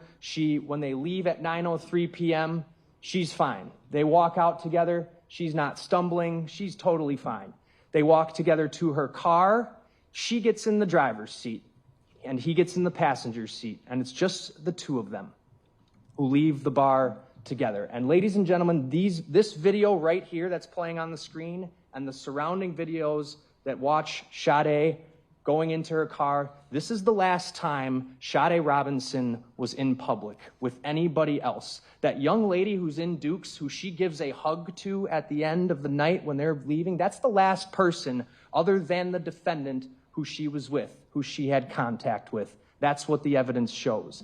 After this time, they leave, and we know exactly what route they took. Through the videos from downtown, they drove Sade Robinson driving, Mr. Anderson riding passenger. They take McKinley up. They get on the interstate. They drive to the south side. This is occurring from 9:04 to 9:14 p.m. By 9:14 to 9:25, they're getting off the interstate, heading westbound on Morgan Avenue. It's the Holt Avenue exit, but it's Morgan Avenue to the west of the interstate. And they go and they arrive at his residence just around 9:20 to 9:25 p.m. That's what the phone records confirm. And that is what the videos, here's one of them from around Sade's residence, show as well. You had the videos of them pulling into the alley. All of this confirming, by the way, that Sade Robinson's phone is essentially wherever her car is that night, right? It's at Pizza Shuttle when she's working. It's at Twisted Fisherman when she's there. And it goes back to her with Maxwell Anderson after they leave Dukes. And they don't stop anywhere. Remember that. When they leave Dukes, they don't stop anywhere. It's a continuous trip on that Life 360 app from Dukes to Mr. Anderson's home, and they arrive there at 9:20 p.m. And we know that after 9:20 p.m., 9:23, this is that really small video that shows them coming into his backyard at 9:24 p.m. She has parked her car in the alley, just the two of them, and they come inside at 9:24. And by 9:25 p.m., they are upstairs. That motion light is on. And you heard from the detective who watched this video for hundreds of hours. You saw a lot of the clips from here overnight, some of them pretty cumbersome, but what did that establish that happened? It established that they were both there in Maxwell Anderson's apartment, and there is constant movement coming from that upstairs front window, starting at 9:25 p.m. when they're up there and going essentially on and off all the way up until 12:45 a.m., at which time all movement at that house, in that front window, and in that backyard by that back gate stops. What else happens in that time? You see movement beginning at 11:24 p.m. in the side yard. Here's the slide that shows their phones remaining there, corroborating what the video shows of her car arriving there as well. At 11:25 p.m., we see that movement in the side yard beginning. Then there's movement again after 11:25 p.m. on and off in that above front room. 12:05 to 12:08 a.m., what do we know is happening? We know that Maxwell Anderson is on his phone, traversing his photo gallery, where he has, by 12:05, already acquired pictures, already taken pictures of Sade Robinson incapacitated on his couch. She is face down. Her face is buried in his couch cushion. He has her breast exposed, and he is grabbing her right breast, the breast that would later be cut off of her body, and pulling her pants down. And you know from the search warrant of the house, this right here is that brown ottoman. This right here is the red couch. Between the movement in that front window and these photographs, you know that Sade Robinson became incapacitated while she was in that front room of Maxwell Anderson's house, laying on his couch, face down. She is out of it there. Out of it. He is grabbing her because he knows he can, because she's not going to do anything about it. She has no power. You can see that in those photos. Her face down in the cushions. 12:44 a.m., this is the last movement in that side yard. And if you recall, I made it a point to ask about the 2 blinking lights from her car, the Honda Civic. You saw it in the video from when they left Dukes on Water, and you see it in this video from across the street. It's faint, but it's there. This is the time, ladies and gentlemen, where Maxwell Anderson is removing Sade's body from his house, taking her to the car. It's now time to get rid of her, and he's got to do it in her car. He needs the car away from his home. He needs to get rid of anything that's going to tie her back to his home. He needs that car gone. He needs her gone. 12:47 a.m. is when we see the car leaving the house, going southbound, exiting onto Euclid, and from there you saw an exhausting amount of videos showing the car driving away from his house, northbound to the north side of Milwaukee. That was 12:49, 12:51, going northbound on 35th Street, passing Badger Ham, 12:53 a.m. northbound, passing 35th and Greenfield, and eventually we get the exact route that is taken when we get the phone records. He drove northbound on 35th, he went to the downtown area, and he ultimately exited the interstate just prior to 1 o'clock a.m. Remember, this timestamp was off by about 2 minutes and I thought it was 2 minutes, 40 seconds or so that the detective said. That is her car. We know it's her car because this camera happens to have a license plate reader. And that license plate reader is putting her on that exit ramp downtown at the exact same time that her phone, her Life 360 and Verizon records show that car would be exiting at that same time. What can you conclude from that? You can conclude that her phone is in that car. She's in that car. Someone's driving that car. It's Maxwell Anderson.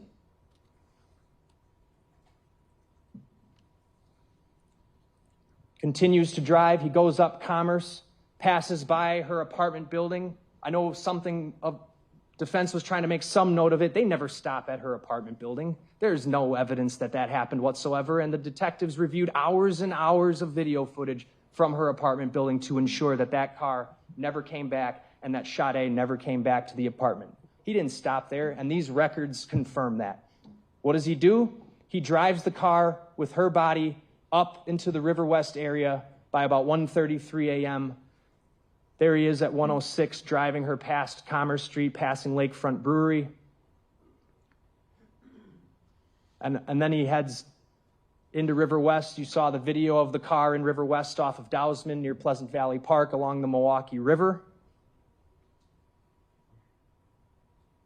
And what do we know happens while he's out and about driving around? His phone dies. He leaves his phone behind. That was done on purpose. Because look at all the records we have showing where her phone traveled and where his phone traveled before this time. He left it behind to cover up. That's why he did that. And we know that because we looked at it, and you heard from the analyst today who said that all activity on that cell phone stopped after 12:08 a.m., right after he's deleting pictures of Sade Robinson on his phone, of him grabbing her. Phone dies at 1:35 a.m. while he's driving her car around trying to get rid of her and trying to get rid of the car. He goes down Capitol. You saw the 2 videos showing the car going down Capitol.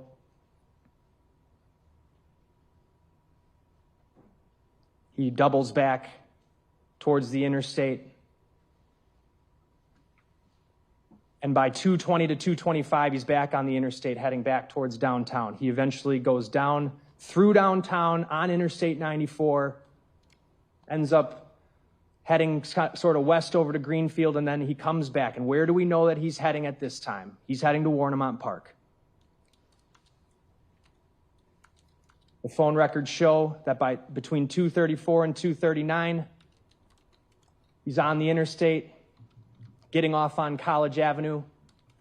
We saw the video of him exiting on College Avenue, and you saw the video of the car going through the airport tunnel in the direction of Warnemont Park. No stops being made, by the way. 2:51, he's passing by St. Luke's Hospital, going north on Lake Drive, all in an effort to ultimately end right here, Warnemont Park.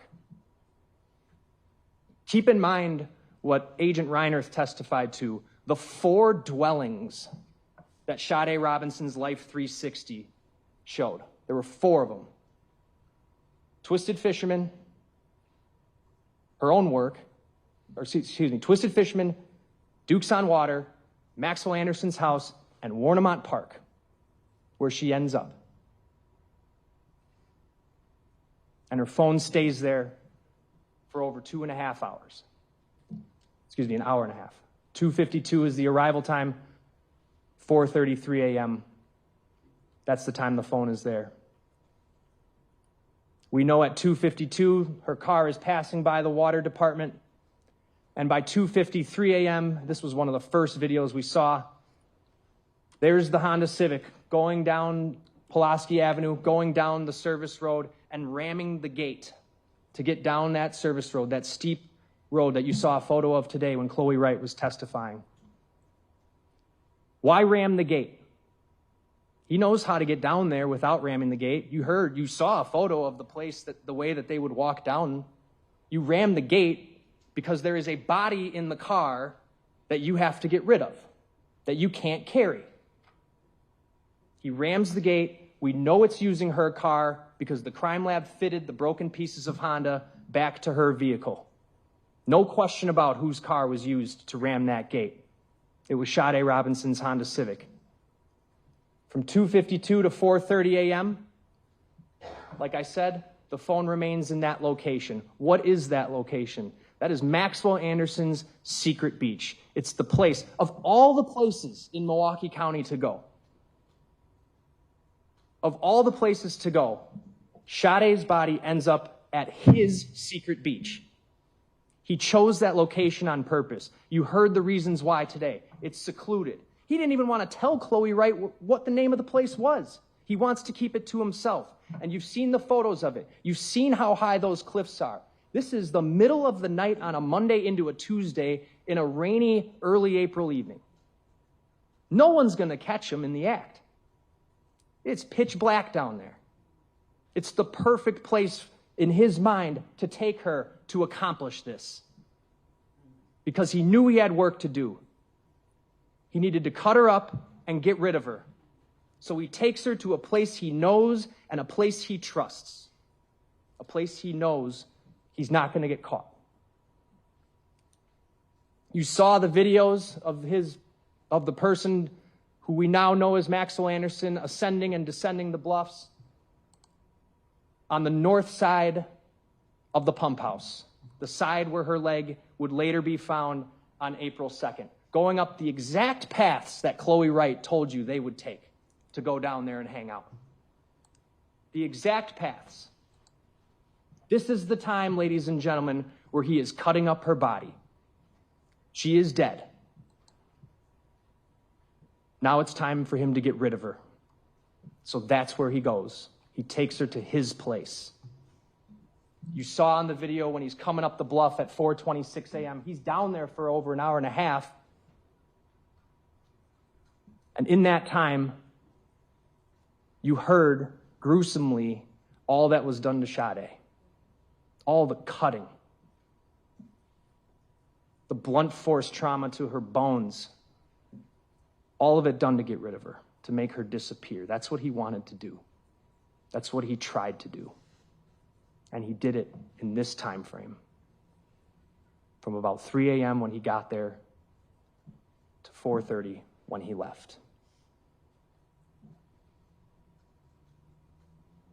Now it is time for him to get rid of her car. So what does he do? 4:34, he drives her car out of Warnemont Park. We know he heads northbound on Lake Drive. We know that because Sade's phone is still in his car. Here's the record showing the direction of travel.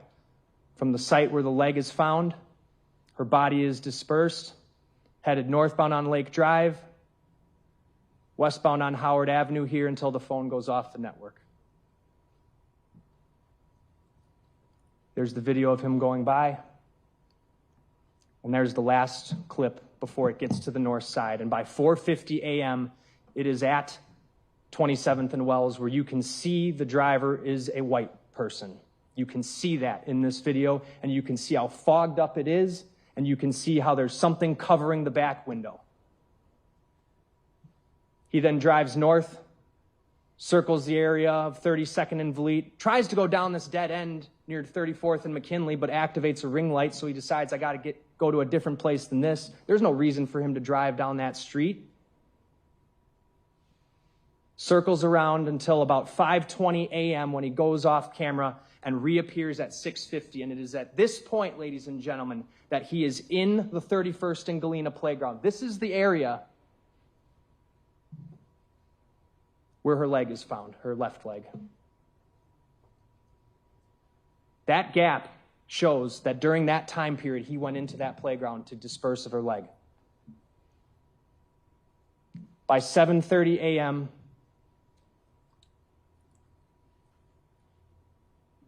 you saw the video of him walking away from the burning car, where we now know from the crime lab he used an ignitable petroleum distillate to light the car on fire. And he walks away. And the trail of videos capture him walking southbound on 30th. He goes down Walnut Street. Trail of videos captures him all the way at 8:12 when he boards a Milwaukee County Transit bus, where his face is clearly visible, clear as day, and he's wearing a hoodie, that gray hoodie that would later end up in a dumpster 2 houses down from his. Tried to get rid of it, but he didn't. They found it. And whose DNA is on the hoodie? That is not the hoodie he's wearing on the date, by the way.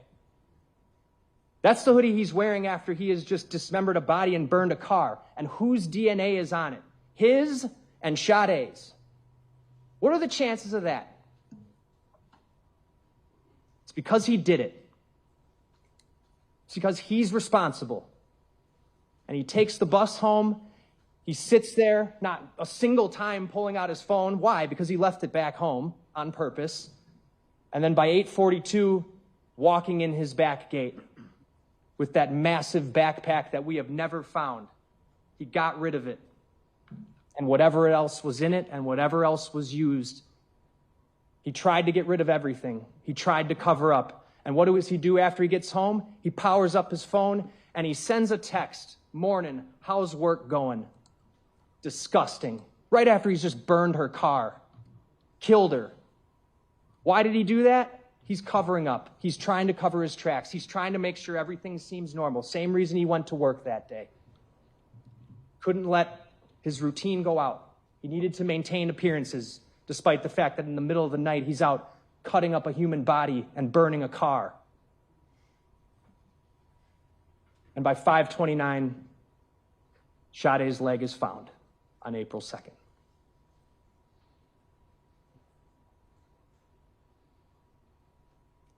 By 9 p.m. that day, she's reported missing, and the welfare checks begin. By 1 p.m. on the 4th, Mr. Anderson's arrested. And we know that in the subsequent days and month later, April 18th, May 11th, additional body parts are found. Her head, her right breast have never been found. He succeeded in getting rid of those. That's what happened. Those are the facts. That's what the evidence showed. Now you have to decide, based on the law given to you, the crimes. I want to focus on the homicide count.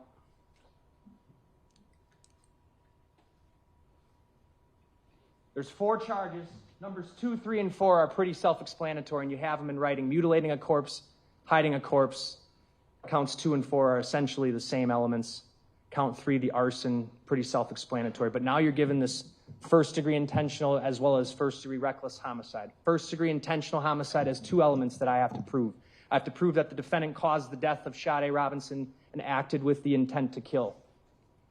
While the law requires that he acted with the intent to kill, it does not require that that intent exists for any given period of time. In fact, it says it may be formed at any time before the act, including the instant before the act. And you're also instructed that intent should not be confused with motive. While proof of intent is necessary, proof of motive is not. Motive being the reason why someone did something. That's not what we have to prove. We have to prove intent.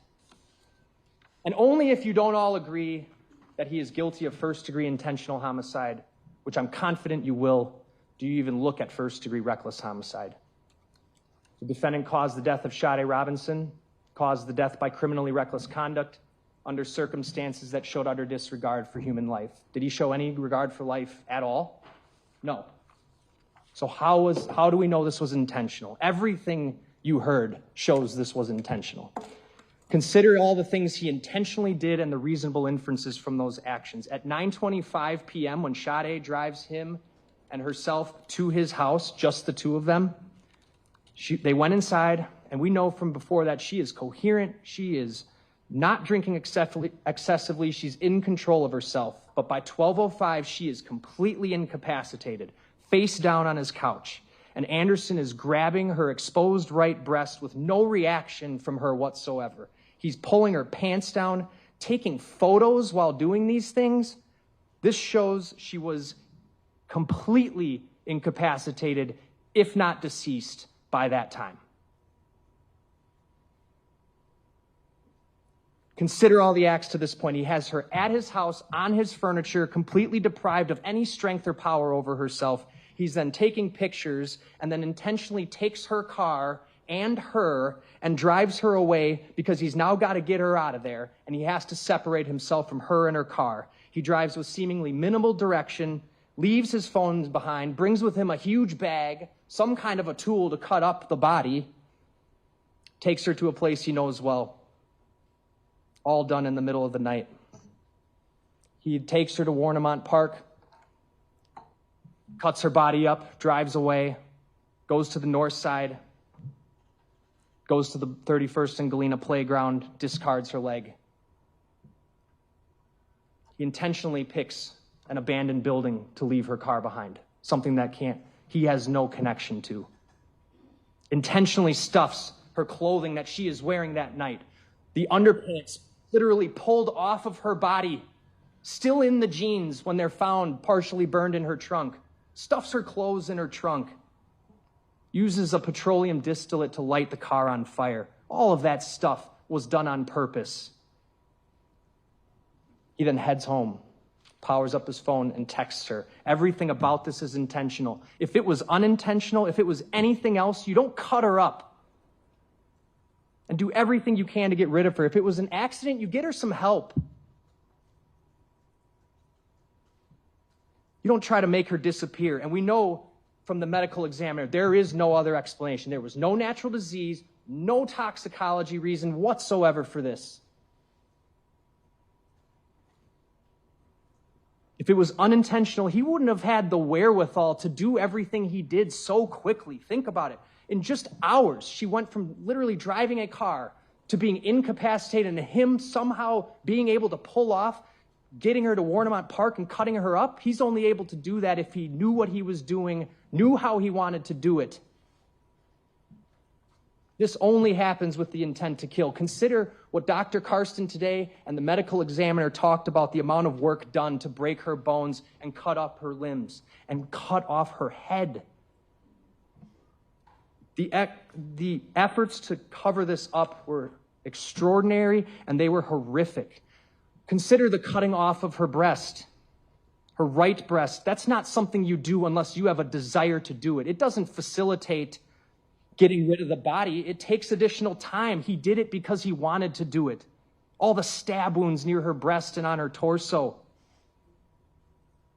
That was done out of a sick desire to do harm to her. That's the only reason that is done. Cutting off the breast, dismembering limbs, beheading her. Those acts, simply put, ladies and gentlemen, are the acts of a killer.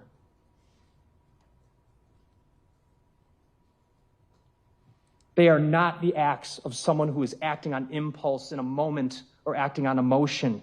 Who does this? What kind of person cuts someone's head off? A killer. A killer who's trying to get away with killing. His actions afterwards betray any innocence. That's how the evidence shows that what Maxwell Anderson did to Sade Robinson was an intentional homicide. There is no question behind the intent, and there's no question about the person responsible for doing it. The killer is him. He's the last person to be with her, the last All one. right, if you're seeing my face and hearing my voice right now, you're on this live stream where we are going to be cutting away to Fox 6 News at 4 momentarily. If you want to keep watching these closing arguments uninterrupted, go to the Fox 6 News Milwaukee YouTube channel. It continues there, but we're going to be heading to the news here very shortly. Obviously, the state has rested, the defense has rested. We're in closing arguments now. The state is presenting its closing argument. The defense will come next, and the state will have one more opportunity to finish up before this case goes to the jury. Deliberations will begin tomorrow. We thank you for being here with us for the last 8 days during this trial. We're going to be with you through the end until there is a verdict. So stay with the Wisconsin Live Desk and stay with Fox 6 News and Fox Local as we take you up to that. Fox 6 News at 4 is coming right now.